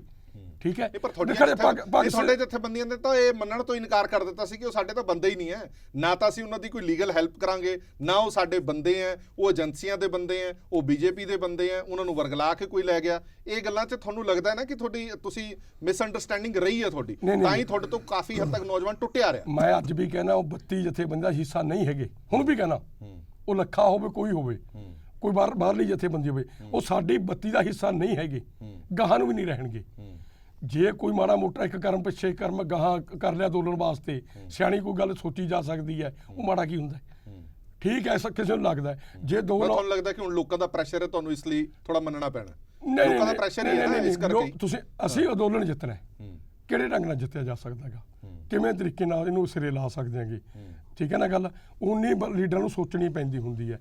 ਮੈਂ ਹੁਣ ਵੀ ਤੁਹਾਨੂੰ ਕਹਿਣਾ, ਮਾੜੇ ਸਮਝੌਤੇ ਨੂੰ, ਠੀਕ ਹੈ ਨਾ ਗੱਲ, ਉੱਠ ਕੇ ਜੋ ਠੀਕ ਰਹਾਂਗੇ। ਅੱਛਾ ਚਲੋ, ਹੁਣ ਇੱਕ ਗੱਲ ਹੋਰ ਦੱਸੋ, ਇਹ ਹੁਣ ਗੱਲ ਸਿਰੇ ਕਿਵੇਂ ਲੱਗੇਗੀ? ਲੰਬਾ ਚਿਰ ਹੋ ਗਿਆ, 4 ਮਹੀਨੇ ਹੋ ਚੱਲੇ ਨੇ, ਹੁਣ ਸਰਕਾਰ ਵੀ ਐਡੀ ਗੰਭੀਰ ਦਿਖ ਨਹੀਂ ਰਹੀ, ਨਾ ਫਿਕਰਮੰਦ ਦਿਖ ਰਹੀ ਹੈ। ਨੁਕਸਾਨ ਪੰਜਾਬ ਦਾ ਹੀ ਹੋ ਰਿਹਾ, ਉਹਨਾਂ ਨੂੰ ਵੀ ਪਤਾ ਹੈ ਅਲਟੀਮੇਟਲੀ ਨੁਕਸਾਨ ਸੂਬੇ ਦਾ ਹੀ ਹੋਣਾ। ਅਜਿਹੇ ਦੇ ਵਿੱਚ ਹੁਣ ਮਸਲਾ ਹੱਲ ਕਿਵੇਂ ਹੋਏਗਾ? ਮੈਂ ਇੱਕ ਪੁੱਛਣਾ ਚਾਹੁੰਦਾ ਬੁੱਧੀਜੀਵੀਆਂ ਨੂੰ, ਪ੍ਰੈਸ ਨੂੰ ਪੁੱਛਣਾ ਚਾਹੁੰਦਾ ਖਾਸ ਕਰਕੇ, 3 ਮਹੀਨੇ ਮੋਦੀ ਨੇ ਬਿਨਾਂ ਪੁੱਛੇ ਭਾਰਤ ਬੰਦ ਕਰਤਾ, ਉਦੋਂ ਫਾਇਦਾ ਹੋਇਆ ਕਿ ਨੁਕਸਾਨ ਹੋਇਆ? ਬੰਦੇ ਮਰੇ ਕਿ ਨਾ ਮਰੇ? ਅਸੀਂ ਮਾੜਾ ਜਿਹਾ ਅੰਦੋਲਨ ਧਰ ਲਿਆ, ਧਰਨਾ ਲਾ ਲਿਆ, ਅਸੀਂ ਬੈਠੇ ਹਾਂ, ਅਸੀਂ ਕਿਸੇ ਦੀ ਦੁਕਾਨ ਨਹੀਂ ਬੰਦ ਕਰਾਉਂਦੇ, ਕੀ ਇੱਕ ਦਿਨ ਲਈ ਬੰਦ ਕਹਿੰਦੇ ਹੈਗੇ, ਕਿਸੇ ਦਾ ਨੁਕਸਾਨ ਨਹੀਂ ਕਰਦੇ। ਤੁਹਾਡਾ ਸਾਥ ਤਾਂ ਸਾਰੇ ਸੁਣ ਲਓ ਜੀ, ਪੰਜਾਬ ਦਾ ਕਿਹੜਾ ਬੰਦਾ ਜਿਹੜਾ ਤੁਹਾਡਾ ਸਾਥ ਨਹੀਂ ਦੇ ਰਿਹਾ? ਤੁਸੀਂ ਮੇਰੀ ਗੱਲ ਇਹ ਹੈ ਨਾ, ਹੁਣ ਤੁਸੀਂ ਮੇਰੀ ਗੱਲ ਕਿਸੇ ਪਾਸੇ ਤਾਂ ਨਤੀਜੇ ਤੇ ਲੈ ਕੇ ਜਾਓਗੇ। ਹੁਣ ਸਾਡੇ ਬੈਠਣ ਨਾਲ ਤਾਂ ਪੰਜਾਬ ਦਾ ਨੁਕਸਾਨ ਹੋਣ ਲੱਗ ਗਿਆ। ਜਿੱਦੇ ਮੋਦੀ ਨੇ ਸਾਰਾ ਭਾਰਤ ਬੰਦ ਕਰਿਆ, ਉਹਨੂੰ ਕਿਸੇ ਨੇ ਕੁਝ ਨਹੀਂ ਕਿਹਾ ਵੀ ਇੱਥੇ ਬਿਨਾਂ ਪੁੱਛੇ ਬੰਦ ਕਰਤਾ। 20 ਕਰੋੜ ਲੋਕ ਇਧਰੋਂ ਇੱਧਰ ਤੇ ਇਧਰੋਂ ਇੱਧਰ, ਸੈਂਕੜੇ ਲੋਕ ਮਰੇ, ਮੋਦੀ ਨੂੰ ਕਿਸੇ ਨੇ ਮਾੜਾ ਨਹੀਂ ਕਿਹਾ ਵੀ ਆਹ ਤਾਂ ਮਾੜਾ ਕਰਿਆ, ਫਿਰ ਬਿਨਾਂ ਪੁੱਛੇ ਬੰਦ ਕਰਿਆ। ਅਸੀਂ ਧਰਨੇ ਤੇ ਬਹਿ ਗਏ, ਅਸੀਂ ਆਪ ਬੈਠੇ ਹਾਂ, ਆਪਦੀ ਰੋਟੀ ਖਾਂਦੇ ਹਾਂ, ਸੰਗਤਾਂ ਸਾਨੂੰ ਰੋਟੀ ਖਵਾਉਂਦੀਆਂ, ਸੰਸਥਾਵਾਂ ਲਿਆਉਂਦੀਆਂ, ਸਾਡੇ ਬੈਠਣ ਨਾਲ ਕੀ ਨੁਕਸਾਨ ਹੋ ਗਿਆ ਸਰਕਾਰ ਦਾ? ਮੈਨੂੰ ਤਾਂ ਦੱਸੋ। ਜੇ ਮੋਦੀ ਨੂੰ ਨੁਕਸਾਨ ਲੱਗਦਾ, ਇੱਕ ਸਾਈਡ ਤੇ ਕਰ ਦੇਣਾ। ਅੱਜ ਪੂਰੇ ਮੁਲਕ ਦੀਆਂ ਜਾਂ ਪੂਰੀ ਦੁਨੀਆ 'ਚ ਤੁਸੀਂ ਕਹਿੰਦੇ ਹੋ ਸੰਘਰਸ਼ ਚੱਲ ਗਿਆ, ਸਾਰਿਆਂ ਦੀ ਟੇਕ, ਸਾਰਿਆਂ ਦੀ ਨਜ਼ਰ ਤੁਹਾਡੇ ਤੇ ਹੈ। ਤੁਹਾਡੀ ਵੀ ਤਾਂ ਕੋਈ ਕਮਿਟਮੈਂਟ ਹੋਣੀ ਚਾਹੀਦੀ ਹੈ ਲੋਕਾਂ ਦੇ ਪ੍ਰਤੀ ਕਿ ਤੁਸੀਂ ਕਰਨਾ ਕੀ ਚਾਹੁੰਦੇ ਹੋ, ਕੀ ਕਰ ਰਹੇ ਹੋ, ਤੁਹਾਡੀ ਰਣਨੀਤੀ ਕੀ ਹੈ। ਸਰਕਾਰ ਦੇ ਕੋਲ ਬੜਾ ਕੁਝ ਹੈਗਾ, ਤੁਹਾਡੇ ਕੋਲ ਜਿਹੜੇ ਨੌਜਵਾਨ ਨੇ, ਤੁਹਾਡੇ ਕੋਲ ਜਿਹੜੇ ਵਿਚਾਰਕ ਨੇ, ਉਹਨਾਂ ਨੇ ਕਦੇ ਤਾਂ ਕੁਝ ਸਮਝਿਆ ਹੋਣਾ, ਸੋਚਿਆ ਹੋਣਾ ਕਿ ਹੁਣ ਅੱਗੇ ਕੀ ਕਰਨਾ ਹੈ। ਅੱਗੇ ਕਰਨਾ 3 ਕਾਨੂੰਨ ਰੱਦ ਕਰਾਉਣੇ ਨੇ। ਕਿਵੇਂ ਹੋਣਗੇ? ਸਰਕਾਰ ਤਾਂ ਤੁਹਾਡੇ ਨਾਲ ਗੱਲ ਕਰਕੇ ਰਾਜੀ ਨਾ ਕਰੇ, ਡੈਡਲੌਕ ਹੋਇਆ ਪਿਆ। ਜੇ ਚਾਚਾ ਜੀਤ ਸਿੰਘ 9 ਮਹੀਨੇ ਚਲਾ ਸਕਦਾ ਕੱਲਾ ਜਾਣਾ, ਅਸੀਂ ਤਾਂ ਫਿਰ ਘੱਟੋ ਘੱਟ ਜੇ 42-45 ਲੀਟਰ ਅਗਵਾਈ ਕਰਦੇ ਆ, ਜੇ ਕਿਹਨਾਂ 9 ਮਹੀਨੇ ਲਵੇ। ਨੈਗੋਸੀਏਸ਼ਨ ਵੀ ਕਦੇ ਹੋ ਨਹੀਂ ਸਕਦੀ ਤੁਹਾਡੇ ਕਹਿਣ ਦੇ ਮੁਤਾਬਕ? ਬਿਲਕੁਲ ਵੀ ਨਹੀਂ। ਜਿਹੜਾ ਲੀਡਰ ਤੋਂ ਘੱਟ ਕੇ ਸੋਚੂਗਾ ਉਹਦੀ ਸਿਆਸੀ ਮੌਤ ਹੋਊਗੀ। ਆ ਮਜਬੂਰੀ ਮੈਂ ਤੁਹਾਨੂੰ ਕਹਿ ਰਿਹਾ ਸੀਗਾ ਕਿ ਤੁਹਾਨੂੰ ਨਹੀਂ ਲੱਗਦਾ ਕਿ ਆ ਮਜਬੂਰੀ ਹੈਗੀ ਹੈ ਹੁਣ? ਭਾਵੇਂ ਰੁਲਦੂ ਸਿੰਘ ਮਾਨਸਾ ਹੋਰੀ ਮਨੋਂ ਭਾਵੇਂ ਸੋਚ ਲੈਣ ਕਿ ਸ਼ਾਇਦ ਇੱਕ ਕਦਮ ਅਸੀਂ ਪਿੱਛੇ ਕਰ ਸਕਦੇ ਹਾਂ, ਪਰ ਇੱਕ ਮਜਬੂਰੀ ਬਣ ਗਈ ਹੈ ਕਿ ਹੁਣ ਕਦਮ ਅਸੀਂ ਪਿੱਛੇ ਨਹੀਂ ਰੱਖ ਸਕਦੇ। ਹੁਣ ਇਸ ਅੜੀ ਤੋਂ ਘੁੰਮਣ ਸਾਹਿਬ ਕਿਵੇਂ ਬਾਹਰ ਨਿਕਲਿਆ ਜਾ ਸਕਦਾ? ਦੇਖੋ, ਮੈਂ ਜਿਹੜਾ ਤੁਸੀਂ ਪਹਿਲੀ ਗੱਲ ਤੇ ਨੁਕਸਾਨ ਦੀ ਗੱਲ ਕੀਤੀ ਹੈ ਨਾ, ਨੁਕਸਾਨ ਕਿਸਾਨ ਨਹੀਂ ਕਰਵਾ ਰਹੇ, ਨਾ ਹੀ ਇਹ ਕਿਸਾਨ ਉਸ ਨੁਕਸਾਨ ਦੀ ਜ਼ਿੰਮੇਵਾਰ ਨੇ, ਨਾ ਹੀ ਇਹ ਸ਼ੌਕ ਨਾਲ ਉੱਥੇ ਬੈਠੇ। ਬਿਲਕੁਲ ਠੀਕ। ਅੱਜ ਵੀ ਤੇ ਕੱਲ ਨੂੰ ਵੀ ਕੋਈ ਸ਼ੌਕ ਨਹੀਂ ਹੈ ਕਿਸਾਨਾਂ ਨੂੰ ਘਰੋਂ ਬਾਹਰ ਛੱਡ ਕੇ ਉੱਥੇ ਘਰੋਂ ਠੰਡ ਮੀਂਹ ਧੁੱਪ ਸਭ ਸਹਿਣ ਕਰ ਰਹੇ। ਹੁਣ ਗਰਮੀ ਵੀ ਹੋਣੀ, ਮੱਛਰ ਵੀ ਆਣਾ ਸਾਰਾ। ਮੈਂ ਕਹਿੰਦਾ ਕਿ ਇਹ ਸਾਰੇ ਕੁਝ ਦੀ ਜ਼ਿੰਮੇਵਾਰੀ ਕੇਂਦਰ ਸਰਕਾਰ ਦੀ ਹੈ ਤੇ ਪੋਲੀਟੀਕਲ ਪਾਰਟੀਆਂ ਦੀ ਹੈ। ਮੈਂ ਹੁਣ ਇੱਥੇ 1-2 ਮਿੰਟ ਐਲੈਬੋਰੇਟ ਕਰਾਂਗਾ। ਕੇਂਦਰ ਸਰਕਾਰ ਦੀ ਇਸ ਵੇਲੇ ਕਿ ਕੇਂਦਰ ਸਰਕਾਰ ਨੂੰ ਕਿਹੜੀ ਮਜਬੂਰੀ ਸੀ, ਜਿਹੜੀ ਮਜਬੂਰੀ ਜਾਂ ਕਿਸਾਨਾਂ ਤੇ ਕਿਹੜੀ ਭੀੜ ਬਣੀ ਸੀ, ਜਾਂ ਦੇਸ਼ ਤੇ ਕਿਹੜੀ ਭੀੜ ਬਣੀ ਸੀ ਕਿ ਉਹਨਾਂ ਨੇ ਲਾਕਡਾਊਨ ਦੇ ਵੇਲੇ ਇਹ ਕਾਨੂੰਨ ਆਰਡੀਨੈਂਸ ਕੀਤੇ। ਆਰਡੀਨੈਂਸ ਹਰ ਬੰਦੇ ਨੂੰ ਪਤਾ ਹੈ ਕਿ ਪਾਰਲੀਮੈਂਟ ਜਦੋਂ ਨਾ ਸੈਸ਼ਨ 'ਚ ਹੋਏ ਤੇ ਬਹੁਤ ਗੰਭੀਰ ਕੋਈ ਸਥਿਤੀ ਹੋਏ, ਚੈਲੰਜ ਹੋਏ, ਤੇ ਆਰਡੀਨੈਂਸ ਹੁੰਦਾ ਹੈ, ਮੈਂ ਨਹੀਂ ਕਹਿੰਦਾ ਨਹੀਂ, ਪਰ ਉਸ ਮੌਕੇ ਕੋਈ ਵੀ ਇਹੋ ਜਿਹਾ ਗੰਭੀਰ ਚੈਲੰਜ ਕਿਸਾਨਾਂ ਤੇ ਨਹੀਂ। ਦੂਜਾ, ਮੈਂ ਕਹਿੰਦਾ ਕਿ ਕਿਸਾਨਾਂ ਤੇ ਕਿਹੜਾ ਪਹਾੜ ਡਿੱਗਣੋਂ ਹਟ ਗਿਆ ਉਹ ਆਰਡੀਨੈਂਸ ਲਿਆ ਕੇ। ਸੋ ਇਹ ਤੀਜਾ ਮੈਂ ਕਹਿੰਦਾ ਕਿ ਇਹ ਮੈਂ ਵਾਰ-ਵਾਰ ਉਹ ਕਹਿਣਾ ਕਿ ਪੋਲੀਟੀਕਲ ਪਾਰਟੀਆਂ ਨੇ ਇਸ ਨੂੰ ਮੁੱਖ ਮੁੱਦਾ ਕਿਉਂ ਨਹੀਂ ਬਣਾਇਆ ਕਿ ਭਾਈ ਇਹ ਸਾਡੇ 2 ਅਧਿਕਾਰ ਤਾਂ ਸਿੱਧੇ ਸਾਡੇ ਅਧਿਕਾਰ ਖੇਤਰ 'ਚ ਹੈ, ਤੁਸੀਂ ਹੁੰਦੇ ਕੌਣ ਕਾਨੂੰਨ ਬਣਾਉਣ ਵਾਲੇ, ਤੇ ਉਹ ਵੀ ਆਰਡੀਨੈਂਸ ਰਾਹੀਂ ਕਿਉਂ ਨਹੀਂ ਬਣਾਇਆ?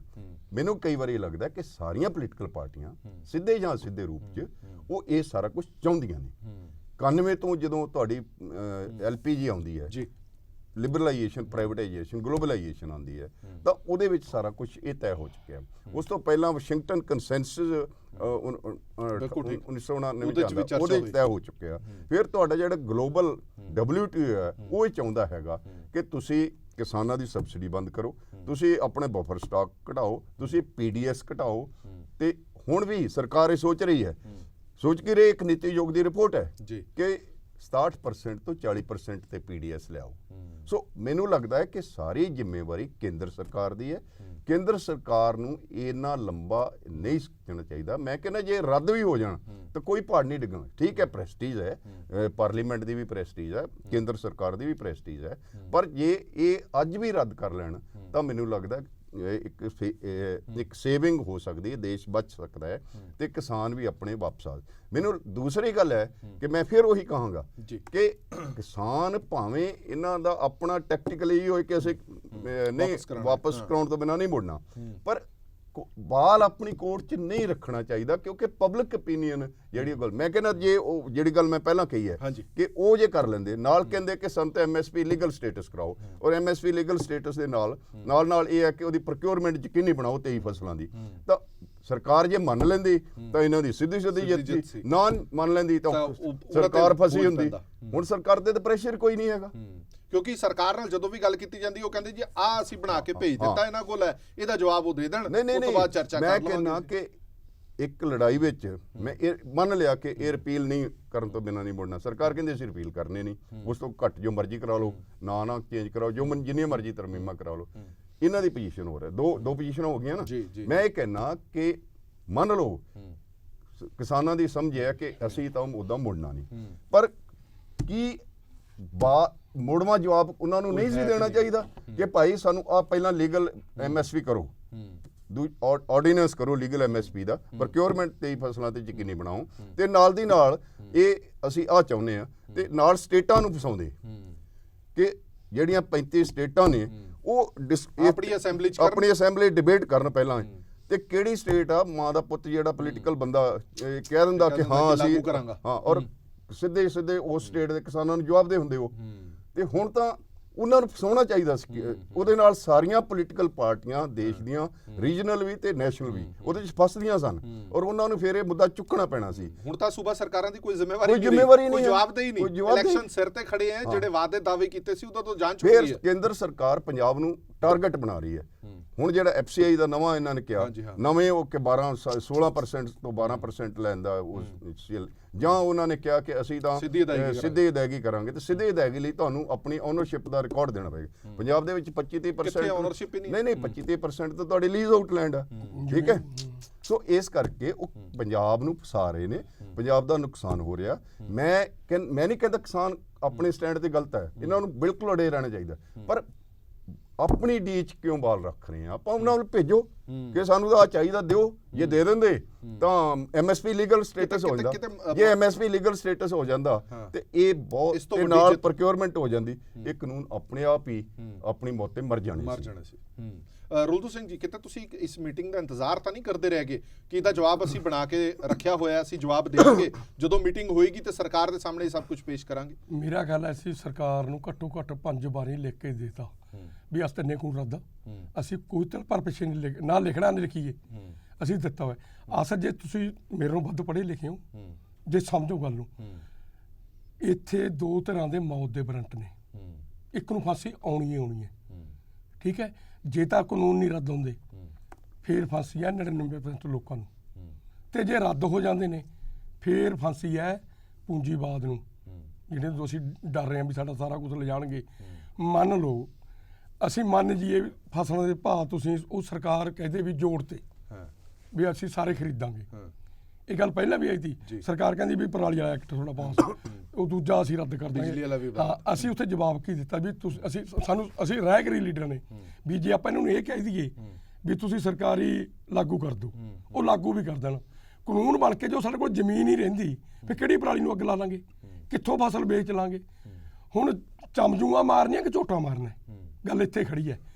ਅਸੀਂ ਜਿੰਨਾ ਚੱਕਰ ਕਾਨੂੰਨ ਨਹੀਂ ਰੱਦ ਹੁੰਦੇ ਸਾਡਾ ਮੈਂ ਘੁੰਮਣ ਸਾਹਿਬ ਦੀ ਗੱਲ ਨਾਲ ਸਹਿਮਤ ਹਾਂ, ਸਾਡੇ ਸਾਰੇ ਮਸਲੇ ਹੱਲ ਨਹੀਂ ਹੋਣੇ। ਅਸੀਂ ਇੱਕ ਜਿਹੜੀ ਇਹ ਘੱਟੋ ਘੱਟ 90 ਤੋਂ ਲੱਗੇ ਨੇ ਸਾਡੇ ਤੇ ਕਾਨੂੰਨ ਲਾਗੂ ਕਰਨ, ਘੱਟ ਗਿਣਤੀ 'ਚ ਨਰਸਮਾਰ ਹੋ ਰਿਹਾ, ਉਹ ਲਾਗੂ ਨਹੀਂ ਕਰ ਸਕਿਆ। ਘੱਟ ਗਿਣਤੀ 'ਚ ਮਨਮੋਹਨ ਸਿੰਘ ਉਹ ਲਾਗੂ ਨਹੀਂ ਕਰ ਸਕਿਆ, ਘੱਟ ਗਿਣਤੀ 'ਚ ਪਿੱਛੇ ਨਰਿੰਦਰ ਮੋਦੀ ਦੀ ਉਹ ਲਾਗੂ ਨਹੀਂ ਕਰ, ਇਹ ਵੱਡੀ ਗਿਣਤੀ 'ਚ ਆ ਗਏ ਨਾ, ਬਹੁ ਗਿਣਤੀ 'ਚ ਲਾਗੂ ਕਰਤੇ, ਫਿਰ ਲੋਕ ਕਿੱਥੇ ਨੇ ਅੱਜ? ਚੰਡੀਗੜ੍ਹ ਦੇ ਲੋਕ, ਪੜ੍ਹੇ ਲਿਖੇ ਲੋਕ, ਹੁਣ ਜਾ ਕੇ ਦੇਖ ਲਓ ਸੜਕਾਂ ਤੇ ਨਹੀਂ, ਸੜਕਾਂ ਤੇ ਕੀ ਜਿਆਦਾ ਬਹੁਤ ਮਤਲਬ ਲੈ ਕੇ ਮੈਂ ਤਾਂ ਆਪ ਇਹਨਾਂ ਨਾਲ, ਸਾਡੇ ਵਰਗੇ ਬਹੁਤ ਸਾਰੇ ਲੋਕ ਇਹਨਾਂ ਨਾਲ ਹੀ ਨੇ। ਮੇਰਾ ਕਹਿਣ ਦਾ ਮਤਲਬ ਅਸੀਂ ਨਹੀਂ ਫਸੇ, ਅਸੀਂ ਨਹੀਂ ਫਸੇ, ਮੋਦੀ ਫਸਿਆ।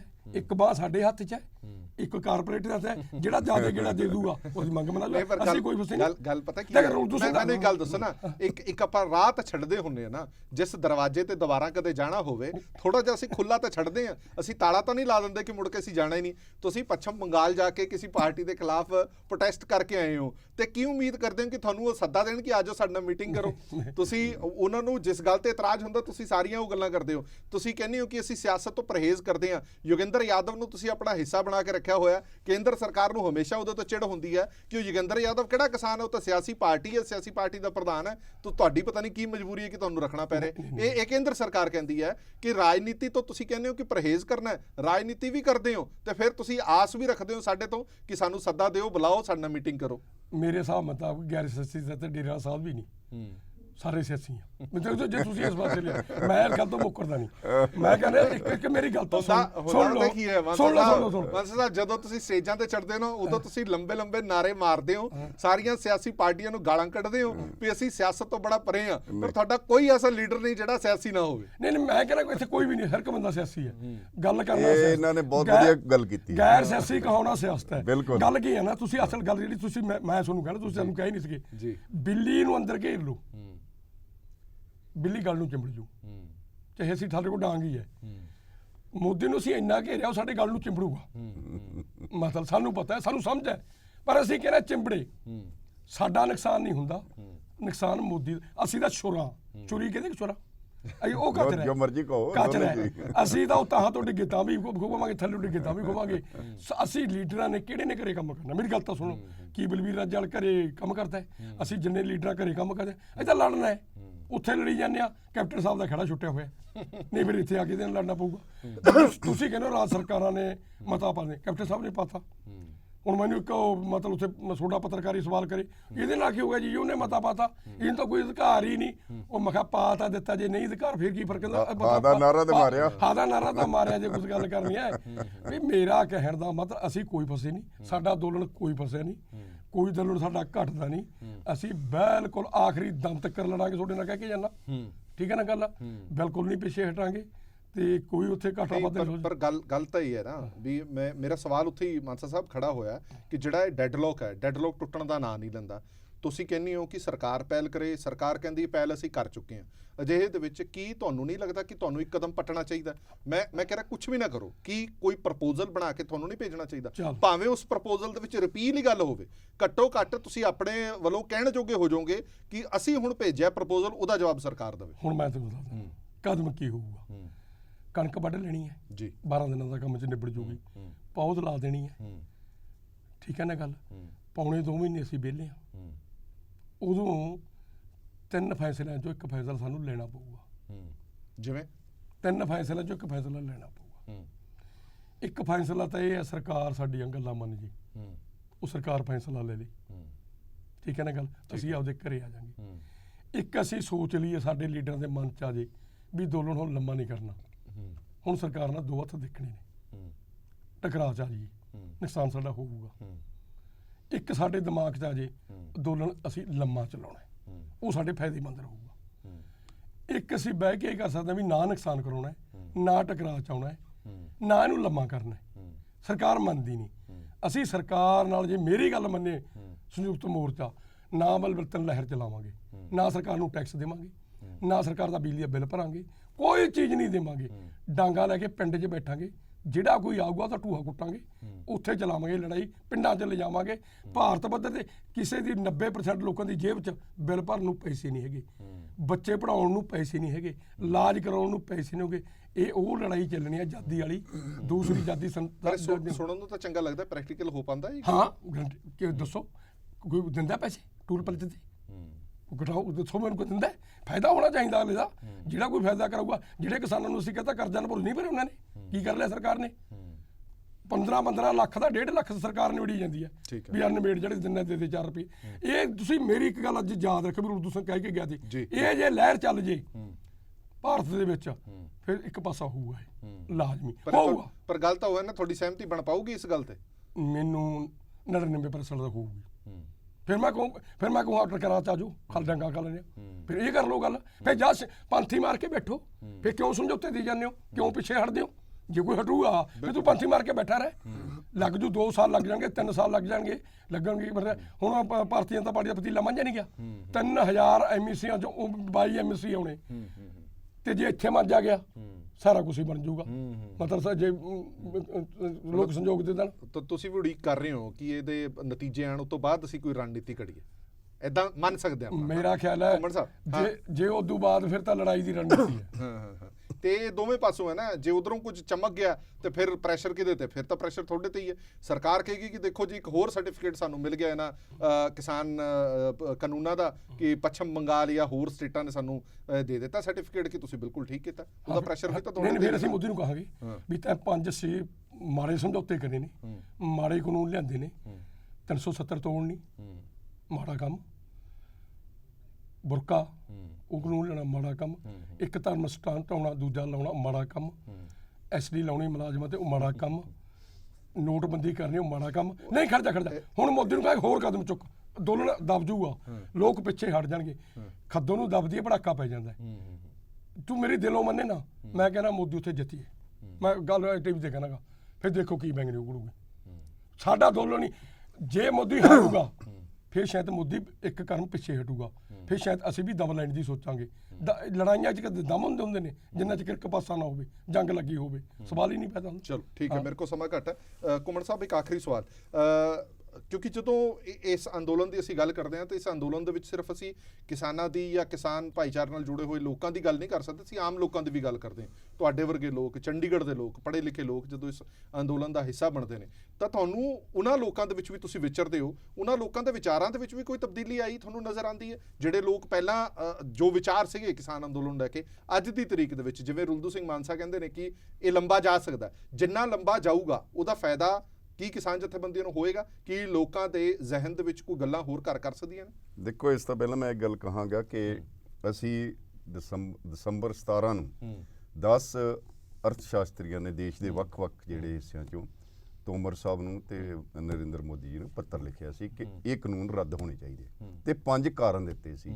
ਉਹ ਕਾਰਨਾਂ 'ਚ ਸਾਰਾ ਕੁਝ ਪਿਆ ਹੈ ਕਿ ਭਾਈ ਇਹ ਕਾਨੂੰਨਾਂ ਨਾਲ ਕਿਸਾਨਾਂ ਦਾ ਹੀ ਇਕੱਲਾ ਨੁਕਸਾਨ ਨਹੀਂ ਹੋਣਾ, ਹਰ ਨਾਗਰਿਕ ਦਾ ਨੁਕਸਾਨ ਹੋਣਾ, ਕਿਉਂਕਿ ਜਿਹੜਾ ਤੁਹਾਡਾ ਐਸੈਂਸ਼ੀਅਲ ਕਮੋਡਿਟੀ ਐਕਟ ਹੈ ਉਹਨੇ ਜ਼ਖੀਰੇਬਾਜ਼ੀ, ਬਲੈਕ ਮਾਰਕੀਟਿੰਗ, ਭੰਡਾਰਨ ਕਰਨਾ ਹੈ, ਔਰ ਉਸ ਤੋਂ ਬਾਅਦ ਜੋ ਵਾਪਰੇਗਾ ਉਹ ਫਿਰ ਹਰ ਬੰਦੇ ਨੂੰ ਉਹਦੀ ਕੀਮਤ ਦੇਣੀ, ਕਿ ਮੋਨੋਪੋਲੀ ਪ੍ਰਾਈਸ ਨੂੰ ਕਹਿੰਦੇ ਆ, ਜਿਹੜੀ ਮਰਜ਼ੀ ਦੀ ਕੀਮਤ ਹੋ, ਤੇ ਈਵਨ ਕਾਲ ਵੀ ਪੈ ਸਕਦੇ ਨੇ। ਦੂਸਰਾ ਜਿਹੜਾ ਕਿਸਾਨਾਂ ਨੂੰ ਨੁਕਸਾਨ ਹੋਣਾ ਹੈ ਕਿ ਜਦੋਂ ਸਰਕਾਰ ਪ੍ਰੋਕਿਉਰਮੈਂਟ ਤੋਂ ਪਿਛਾਂਹ ਹੱਥ ਖਿੱਚਦੀ ਹੈ, ਐਮਐਸਪੀ ਭਾਵੇਂ ਰਵੇ ਵੀ, ਬਿਲਕੁਲ, ਤੇ ਬਾਕੀ ਪ੍ਰੋਕਿਉਰਮੈਂਟ ਪ੍ਰਾਈਵੇਟ ਕੰਪਨੀਆਂ ਕਰਨਗੀਆਂ। ਪ੍ਰਾਈਵੇਟ ਕੰਪਨੀਆਂ 5-7-10 ਹੋ ਸਕਦੀਆਂ ਨੇ, ਉਹ ਭਾਵੇਂ ਉਹ ਕਹਿਣ ਕਿ ਠੀਕ ਹੈ ਜੀ ਅਸੀਂ ਤਾਂ ਐਮਐਸਪੀ ਤੇ ਖਰੀਦਾਂਗੇ, ਪਰ ਉਹ ਕਹਿਣ ਕਿ ਅਸੀਂ ਤਾਂ ਹੁਣ ਖਰੀਦਣੇ ਨਹੀਂ ਜੀ ਇਸ ਸਾਲ, ਸਾਡਾ ਤਾਂ ਪੈਸੇ ਹੀ ਨਹੀਂ ਹੈਗੇ, ਸਾਡਾ ਮਨ ਹੀ ਨਹੀਂ ਹੈ, ਦੇਣੇ ਤੇ ਇੰਨੇ 'ਚ ਦੇ ਦਿਓ, ਇੰਨੇ 'ਚ ਦੇ ਦਿਓ। ਸੋ ਇਸ ਕਰਕੇ ਕਿਸਾਨਾਂ ਨੂੰ ਉਹਦੀ ਮਨਪਸੰਦੀ ਪ੍ਰਾਈਸ ਤੇ ਮੰਨਣੀ ਪਏਗੀ। ਸੋ ਇਸ ਕਰਕੇ ਅਸੀਂ ਇਹ ਕਹਿੰਦੇ ਹਾਂ ਕਿ ਅੱਜ ਵੀ ਇਹ ਕਾਨੂੰਨ ਰੱਦ ਹੋਣੇ ਚਾਹੀਦੇ ਨੇ। ਜੇ ਰੱਦ ਨਹੀਂ ਤਾਂ ਦੂਸਰਾ ਕੋਈ ਆਲਟਰਨੇਟ ਲੱਭ ਕੇ ਸਟੇਟ ਅਸੈਂਬਲੀਆਂ ਚ ਲਿਆਉਣ ਕਿ ਇੱਕ ਜਿਹੜੀ ਕੰਸਟੀਟਿਊਸ਼ਨ ਦੀ ਮਰਿਆਦਾ ਹੈ ਉਹ ਵੀ ਕਾਇਮ ਰਹੇ। ਤੇ ਇਹ ਕੋਈ ਸ਼ੱਕ ਨਹੀਂ ਹੈ ਕਿ ਇਹ ਕਾਨੂੰਨ ਤੇ ਜੋ ਕੁਝ ਸਰਕਾਰ ਦੀਆਂ ਪਾਲਿਸੀਜ਼ 1991 ਤੋਂ ਤੇ ਪਿਛਲੇ 6 ਸਾਲਾਂ ਜੋ ਜ਼ਿਆਦਾ ਤੇਜ਼ ਹੋ ਰਹੀਆਂ ਨੇ, ਇਹ 'ਚ ਕੋਈ ਸ਼ੱਕ ਨਹੀਂ ਹੈ ਕਿ ਕਾਰਪੋਰੇਟ ਪੱਖੀ ਨੇ, ਇਹ ਲੋਕ ਪੱਖੀ ਨਹੀਂ ਹਨ। ਲੋਕਾਂ ਦਾ ਇਹਦੇ ਵਿੱਚ ਨੁਕਸਾਨ ਹੀ ਹੋਣਾ ਹੈ, ਅੱਜ ਹੋਵੇ ਕੱਲ੍ਹ। ਲੋਕਾਂ ਨੂੰ ਸਮਝ ਆ ਗਈ ਇਹ ਗੱਲ? ਲੋਕਾਂ ਨੂੰ ਕਾਫੀ ਸਮਝ ਰਹੇ ਨੇ, ਲੋਕੀ ਕਾਫੀ ਸਮਝ ਰਹੇ ਨੇ, ਔਰ ਇਹ ਅਜੇ ਟਾਈਮ ਹੋਰ ਵੀ ਲੱਗ ਸਕਦਾ ਹੈ, ਕਿਉਂਕਿ ਕਈ ਵਾਰੀ ਹੁੰਦਾ ਨਾ ਕਿ ਉਹ ਜਿਵੇਂ ਜਰਮਨ ਵਾਲੀ ਗੱਲ ਸੀ ਕਿ ਉਹ ਮੇਰੇ ਵੱਲ ਕਮਿਊਨਿਸਟ ਵਾਲਾ ਆਏ, ਮੈਂ ਕਮਿਊਨਿਸਟ ਨਹੀਂ ਸੀ, ਉਹ ਸੋਸ਼ਲਿਸਟ ਵਾਲਾ ਮੈਂ ਸੋਸ਼ਲਿਸਟ, ਉਹ ਟ੍ਰੇਡ ਯੂਨੀਅਨ ਵਾਲਾ ਆਏ, ਟ੍ਰੇਡ ਯੂਨੀਅਨ ਨਹੀਂ ਸੀ, ਤੇ ਮੁੜ ਕੇ ਜਦੋਂ ਮੇਰੇ ਵਾਸਤੇ ਆਏ ਤਾਂ ਕੋਈ ਆਵਾਜ਼। ਇਹ ਲੋਕਾਂ ਨੂੰ ਕਾਫੀ ਹੱਦ ਤੱਕ ਹੁਣ ਸਮਝ ਆ ਗਈ ਹੈ, ਤੇ ਮੈਨੂੰ ਲੱਗਦਾ ਹੈ ਕਿ ਦੋਨਾਂ ਤੇ ਸੀਨੀਅਰ ਸੈਂਸ ਪ੍ਰੀਵੇਲ ਕਰਨੀ ਚਾਹੀਦੀ ਹੈ, ਔਰ ਸਰਕਾਰ ਨੂੰ ਚਾਹੀਦਾ ਹੈ ਕਿ ਇਹਦਾ ਜਿਹੜਾ ਕਿਸਾਨਾਂ ਨਾਲ ਗੱਲਬਾਤ ਦਾ ਜਿਹੜਾ ਸਿਲਸਿਲਾ ਹੈ ਉਹ ਦੁਬਾਰਾ ਸ਼ੁਰੂ ਕਰੇ। ਔਰ ਕਿਸਾਨ ਇਹ ਹੁਣ ਸਰਕਾਰ ਦੀ ਪਹਿਲ ਕਦਮੀ ਦੀ ਲੋੜ ਹੈ। ਹਾਂ ਵੀ ਉਹ ਪਹਿਲ ਕਿਸਾਨ ਇਸ ਕਰ ਉਹ ਕਹਿਣ ਕਿ ਭਾਈ ਆਓ ਗੱਲ ਕਰੋ ਕਿ ਤੁਸੀਂ ਵੀ ਸਾਡੇ ਦੇਸ਼ ਦੇ ਨਾਗਰਿਕ ਹੋ, ਕੋਈ ਦੁਸ਼ਮਣ ਦੇਸ਼ ਦੇ ਨਾਗਰਿਕ ਨਹੀਂ ਹੈਗੇ। ਅਸੀਂ ਤੁਹਾਡੇ ਨਾਲ ਉਨਾ ਹੀ ਸਤਿਕਾਰ ਕਰਦੇ ਜਿਹਨੇ ਬਾਕੀ ਸ਼ਹਿਰੀਆਂ ਦਾ। ਸੋ ਮੈਨੂੰ ਲੱਗਦਾ ਕਿ ਸਰਕਾਰ ਨੂੰ ਪਹਿਲ ਕਦਮੀ ਕਰਕੇ ਇਹ ਕਰਨਾ ਚਾਹੀਦਾ ਹੈ। ਚਲੋ ਜਾਂਦੇ ਜਾਂਦੇ ਇੱਕ ਸਵਾਲ ਮਾਤਾ ਸਾਹਿਬ ਮੇਰੇ ਜ਼ਿਹਨ ਚੋਂ ਨਿਕਲ ਨਾ ਜਾਵੇ। ਅਕਸਰ ਇਹ ਹੁਣ ਚਰਚਾ ਹੋਣ ਲੱਗੀ ਹੈ ਕਿ ਇਸ ਸੰਘਰਸ਼ ਦੇ ਵਿੱਚ, ਇਸ ਅੰਦੋਲਨ ਦੇ ਵਿੱਚ ਦੋ ਸੋਚਾਂ ਨਿਕਲ ਕੇ ਆ ਰਹੀਆਂ ਨੇ। ਇੱਕ ਸੋਚ ਹੈਗੀ ਕਾਮਰੇਡ, ਦੂਜੀ ਹੈਗੀ ਪੰਥਕ। ਇਹ ਵਖਰੇਵਾਂ ਕਿਉਂ ਪੈਦਾ ਹੋ ਗਿਆ? ਜਦੋਂ ਪਹਿਲੇ ਦਿਨ ਸ਼ੁਰੂ ਹੋਇਆ ਸੀ, ਪਹਿਲੇ ਮਹੀਨੇ ਸ਼ੁਰੂ ਹੋਇਆ ਸੀ, ਉਦੋਂ ਤਾਂ ਇਹ ਚੀਜ਼ਾਂ ਨਹੀਂ ਸੀ, ਪਰ ਅੱਜ ਬੜੀਆਂ ਹਾਈਲਾਈਟ ਹੁੰਦੀਆਂ ਨੇ ਕਿ ਆਹ ਤਾਂ ਕਾਮਰੇਡ ਸੋਚ ਹੈ, ਇਹ ਪੰਥਕ ਸੋਚ ਹੈ। ਮੇਰਾ ਖਿਆਲ ਹੈ ਸਾਡੀ 32 ਜਥੇਬੰਦੀਆਂ 'ਚ ਬਾਹਲੀ ਗੱਲ ਇਹ ਬੁਰ ਕੇ ਨਹੀਂ ਆਊਗਾ ਵੀ ਇਹ ਕਾਮਰੇਡ ਸੋਚ ਵਾਲਾ ਹੈ। ਇਹ ਬੱਚੇ ਸਨ ਆਪ 'ਚ ਬਹਿ ਕੇ ਅਸੀਂ ਇੱਕ ਮੇਰੀ ਗੱਲ ਸੁਣੋ, ਮੈਂ ਥੋੜਾ ਜਿਹਾ ਤੁਹਾਨੂੰ ਮਿਲ ਜਾਊ। ਜਿੱਦੇ ਅਸੀਂ ਇਕੱਠੇ ਹੋਏ ਸੀਗੇ 13 ਜਥੇਬੰਦੀਆਂ ਤੇ 12 ਜਥੇਬੰਦੀਆਂ, ਜੀ ਅਸੀਂ ਆਪਦੇ ਵਿਚਾਰ ਕੱਢ ਕੇ ਪਾਸੇ ਰੱਖ ਗਏ ਸੀ ਵੀ ਆਪਣੇ ਪਾਸੇ ਰੱਖ ਦੋ। ਬਲਵੀਰ ਰਾਜਾ ਦੀ ਪ੍ਰਧਾਨਗੀ ਕਰਾਈ, ਜੀ ਮੰਨਿਆ, ਉਹਨੂੰ ਲੀਡਰ ਮੰਨਿਆ ਵੀ ਸਾਡਾ ਲੀਡਰ ਹੈਗਾ, ਉਹਨੇ ਵੀ ਆਪਦੇ ਵਿਚਾਰ ਪਾਸੇ ਰੱਖਤੇ। ਮੈਨੂੰ ਇਹ ਲੱਗਦਾ ਹੈ ਅਸੀਂ ਜਿੰਨੇ ਲੀਡਰ ਹੁਣ ਸਾਰੇ ਉੱਥੇ ਡੈਮੋਕ੍ਰੇਸੀ ਜਾਂ ਕਹਿ ਦਈਏ ਮਤਲਬ ਵਧੀਆ ਸਮਾਜਵਾਦ ਵਿਚਾਰ ਸਾਰਿਆਂ ਦੇ ਬਣੇ ਨੇ। ਇਸ ਕਰਕੇ ਮੈਂ ਕਹਿ ਰਿਹਾ ਕਿਉਂਕਿ ਜੋ ਨਿਸ਼ਾਨ ਸਾਹਿਬ ਚਲਾਉਣ ਦੀ ਗੱਲ ਆਈ ਉਹਦਾ ਤੁਸੀਂ ਵਿਰੋਧ ਕੀਤਾ, ਤੁਸੀਂ ਇਹਨੂੰ ਮਾੜਾ ਕਿਹਾ। ਉਹਨਾਂ ਨੇ ਇਸ ਸੋਚ ਨੂੰ ਕਾਮਰੇਡ ਸੋਚ ਕਹਿ ਦਿੱਤਾ ਕਿ ਇਹ ਕਾਮਰੇਡ ਸੋਚ ਹੈ। ਬੜੇ ਨੌਜਵਾਨ ਸੀਗੇ ਜੋ ਕਹਿੰਦੇ ਸੀ ਕਿ ਇਹ ਪੰਥਕ ਹੈ। ਇਹ ਨਿਸ਼ਾਨ ਸਾਹਿਬ ਚਲਾਉਣ ਨਾਲ ਕੀ ਫਰਕ ਪੈ ਗਿਆ? ਇਹਦੀ ਵਿਰੋਧਤਾ ਨਹੀਂ ਤੁਹਾਨੂੰ ਕਰਨੀ ਚਾਹੀਦੀ ਸੀ। ਨਹੀਂ, ਮੁੱਦੇ ਤੋਂ ਪਾਸੇ ਜਾਣਾ। ਦੇਖੋ ਇੱਥੇ ਮੀਟਿੰਗ 'ਚ ਰੱਖ ਦਿੰਦੇ, ਕੋਈ ਆ ਜਾਂਦਾ ਸਾਥੀ, ਕੋਈ ਪੰਥਕ ਧਿਰ ਆ ਜਾਂਦੀ ਹੈ ਵੀ ਇੱਕ ਏਜੰਡਾ ਅਸੀਂ ਹੋਰ ਪਾਉਣਾ। ਠੀਕ ਹੈ ਨਾ ਗੱਲ, ਵੀ ਆਹ ਏਜੰਡਾ ਪਾਉਣਾ ਜਿਹੜਾ ਕੁਛ ਕੰਮ ਹੋਇਆ। ਜੇ ਤਾਂ ਇੱਥੇ ਪਾਸ ਹੋ ਜਾਂਦਾ ਫੇਰ ਕੋਈ ਅਸੀਂ ਵਿਰੋਧ ਕਰਦੇ, ਮਾੜੀ ਗੱਲ ਦੀ। ਏਜੰਡੇ ਕਿਹੜੇ ਤੇ ਗਿਆ? ਉਹ ਏਜੰਡੇ ਤੋਂ ਤਿਲਕਣਾ, ਪਾਸੇ ਤਿਲਕਣਾ। ਕੋਈ ਪੰਥਕ ਹੋਵੇ, ਕੋਈ ਹੋਵੇ, ਕੁਛ ਵੀ ਕਰਨ ਵਾਲਾ ਹੋਵੇ। ਹੁਣ ਮੈਂ ਇੱਕ ਗੱਲ ਕਹਿਣਾ ਹੁੰਦਾ, ਕਈ ਤਾਂ ਉੱਥੋਂ ਇਨਕਲਾਬ ਕੱਢਣ ਗਏ ਹੋਏ ਨੇ ਤੇ ਕਈ ਉੱਥੋਂ ਫਿਰ ਖਾਲਸਤਾਨ ਕੱਢਣ ਗਏ ਹੋਏ ਨੇ। ਇਹ ਦੋਨੇ ਹੀ ਗਲਤ ਨੇ। ਨਾ ਉੱਥੋਂ ਇਨਕਲਾਬ ਕੱਢਣ ਦੀ ਲੋੜ ਪੈਂਦੀ ਹੈ, ਨਾ ਉੱਥੋਂ ਖਾਲਸਤਾਨ ਕੱਢਣ ਦੀ ਲੋੜ ਪੈਂਦੀ ਹੈ। ਜਿਹੜੇ ਮਸਲੇ ਨੂੰ ਗਿਆ ਸਾਨੂੰ ਟੇਕ ਉਸੇ ਮਸਲੇ ਤੇ ਰੱਖਣੀ ਹੈ। ਚਲੋ ਬਹੁਤ ਬਹੁਤ ਧੰਨਵਾਦ ਦੋਵੇਂ ਮਹਿਮਾਨਾਂ ਦਾ, ਘੁੰਮਣ ਸਾਹਿਬ ਤੁਹਾਡਾ ਵੀ, ਰੁਲਦੂ ਸਿੰਘ ਮਾਨਸਾ ਜੀ ਤੁਹਾਡਾ ਵੀ। ਔਰ ਅਸੀਂ ਵੀ ਬੜੀ ਆਸ ਤੇ ਉਮੀਦ ਇਹੀ ਰੱਖਦੇ ਹਾਂ ਕਿ ਜਿਸ ਆਸ਼ੇ ਨੂੰ ਲੈ ਕੇ ਇਹ ਸੰਘਰਸ਼ ਸ਼ੁਰੂ ਹੋਇਆ ਉਹ ਆਸ਼ਾ ਜ਼ਰੂਰ ਪੂਰਾ ਹੋਣਾ ਚਾਹੀਦਾ। ਕਿਉਂਕਿ ਜਿਵੇਂ ਘੁੰਮਣ ਸਾਹਿਬ ਹੋਰਾਂ ਨੇ ਕਿਹਾ ਕਿ ਜਦੋਂ ਇੱਕ ਇਹ ਬਣਾਉਣ ਦੀ ਕੋਸ਼ਿਸ਼ ਕੀਤੀ ਜਾਂਦੀ ਹੈ ਕਿ ਦੇਖੋ ਸਰਕਾਰ ਤਾਂ ਲੀਨੀਅੰਟ ਕਿੰਨੀ ਹੈ, ਸਰਕਾਰ ਨੈਗੋਸੀਏਸ਼ਨ ਕਰਨ ਨੂੰ ਤਿਆਰ ਹੈ, ਸਰਕਾਰ ਨੇ ਇਹਨਾਂ ਨੂੰ ਸਭ ਕੁਝ ਦੇ ਦਿੱਤਾ ਔਰ ਕਿਸਾਨ ਜ਼ਿੱਦ ਕਰੀ ਬੈਠੇ ਨੇ। ਇਹ ਪ੍ਰਭਾਵ ਬਣਾਉਣ ਦੀ ਸਰਕਾਰ ਲਗਾਤਾਰ ਕੋਸ਼ਿਸ਼ ਕਰ ਰਹੀ ਹੈ, ਜਦਕਿ ਅਜਿਹਾ ਨਹੀਂ ਹੈ। ਇਹ ਸਾਨੂੰ ਸਭ ਨੂੰ ਦਿਖ ਰਿਹਾ ਕਿ ਅਜਿਹਾ ਨਹੀਂ ਹੈ। ਪਰ ਗੱਲ ਸਿਰਫ ਚੁੱਪ ਕਰਕੇ ਬੈਠਣ ਦੇ ਨਾਲ ਹੀ ਨਹੀਂ ਹੋ ਪਾਣੀ। ਇਸ ਕਰਕੇ ਹੁਣ ਚਾਰਾਜੋਈ ਅੱਗੇ ਜੇ ਵਧਾਣੀ ਹੈ ਤਾਂ ਇਹਨਾਂ ਨੂੰ ਵੀ ਕੁਝ ਕਰਨਾ ਪੈਣਾ, ਇਹਨਾਂ ਨੂੰ ਵੀ ਕੋਈ ਪ੍ਰਪੋਜ਼ਲ ਬਣਾਉਣਾ ਪੈਣਾ। ਭਾਵੇਂ ਉਸ ਪ੍ਰਪੋਜ਼ਲ ਦੇ ਵਿੱਚ ਰਿਪੀਲ ਹੀ ਹੋਵੇ, ਪਰ ਘੱਟੋ ਘੱਟ ਗੇਂਦ ਚੁੱਕ ਕੇ ਅਸੀਂ ਸਰਕਾਰ ਦੇ ਪਾਲੇ 'ਚ ਸੁੱਟ ਦਈਏ ਤੇ ਸਰਕਾਰ ਜਵਾਬ ਦੇ ਹੋਵੇ। ਅਜਿਹਾ ਜ਼ਰੂਰ ਕਰਨਾ ਚਾਹੀਦਾ। ਔਰ ਆਉਣ ਵਾਲੇ ਦਿਨਾਂ ਦੇ ਵਿੱਚ ਜਿਵੇਂ ਇਹਨਾਂ ਨੇ ਹਿੰਟ ਦਿੱਤੀ ਹੈ ਮਾਨਸਾ ਸਾਹਿਬ ਨੇ ਕਿ ਅਜਿਹਾ ਕੁਝ ਹੋਏਗਾ ਵੀ। ਦੇਸ਼ ਦੁਨੀਆ ਦੇ ਬਾਕੀ ਖਬਰਾਂ ਲਈ ਬਣੇ ਰਹੋ PTC ਨਿਊਜ਼ ਦੇ ਨਾਲ। ਧੰਨਵਾਦ।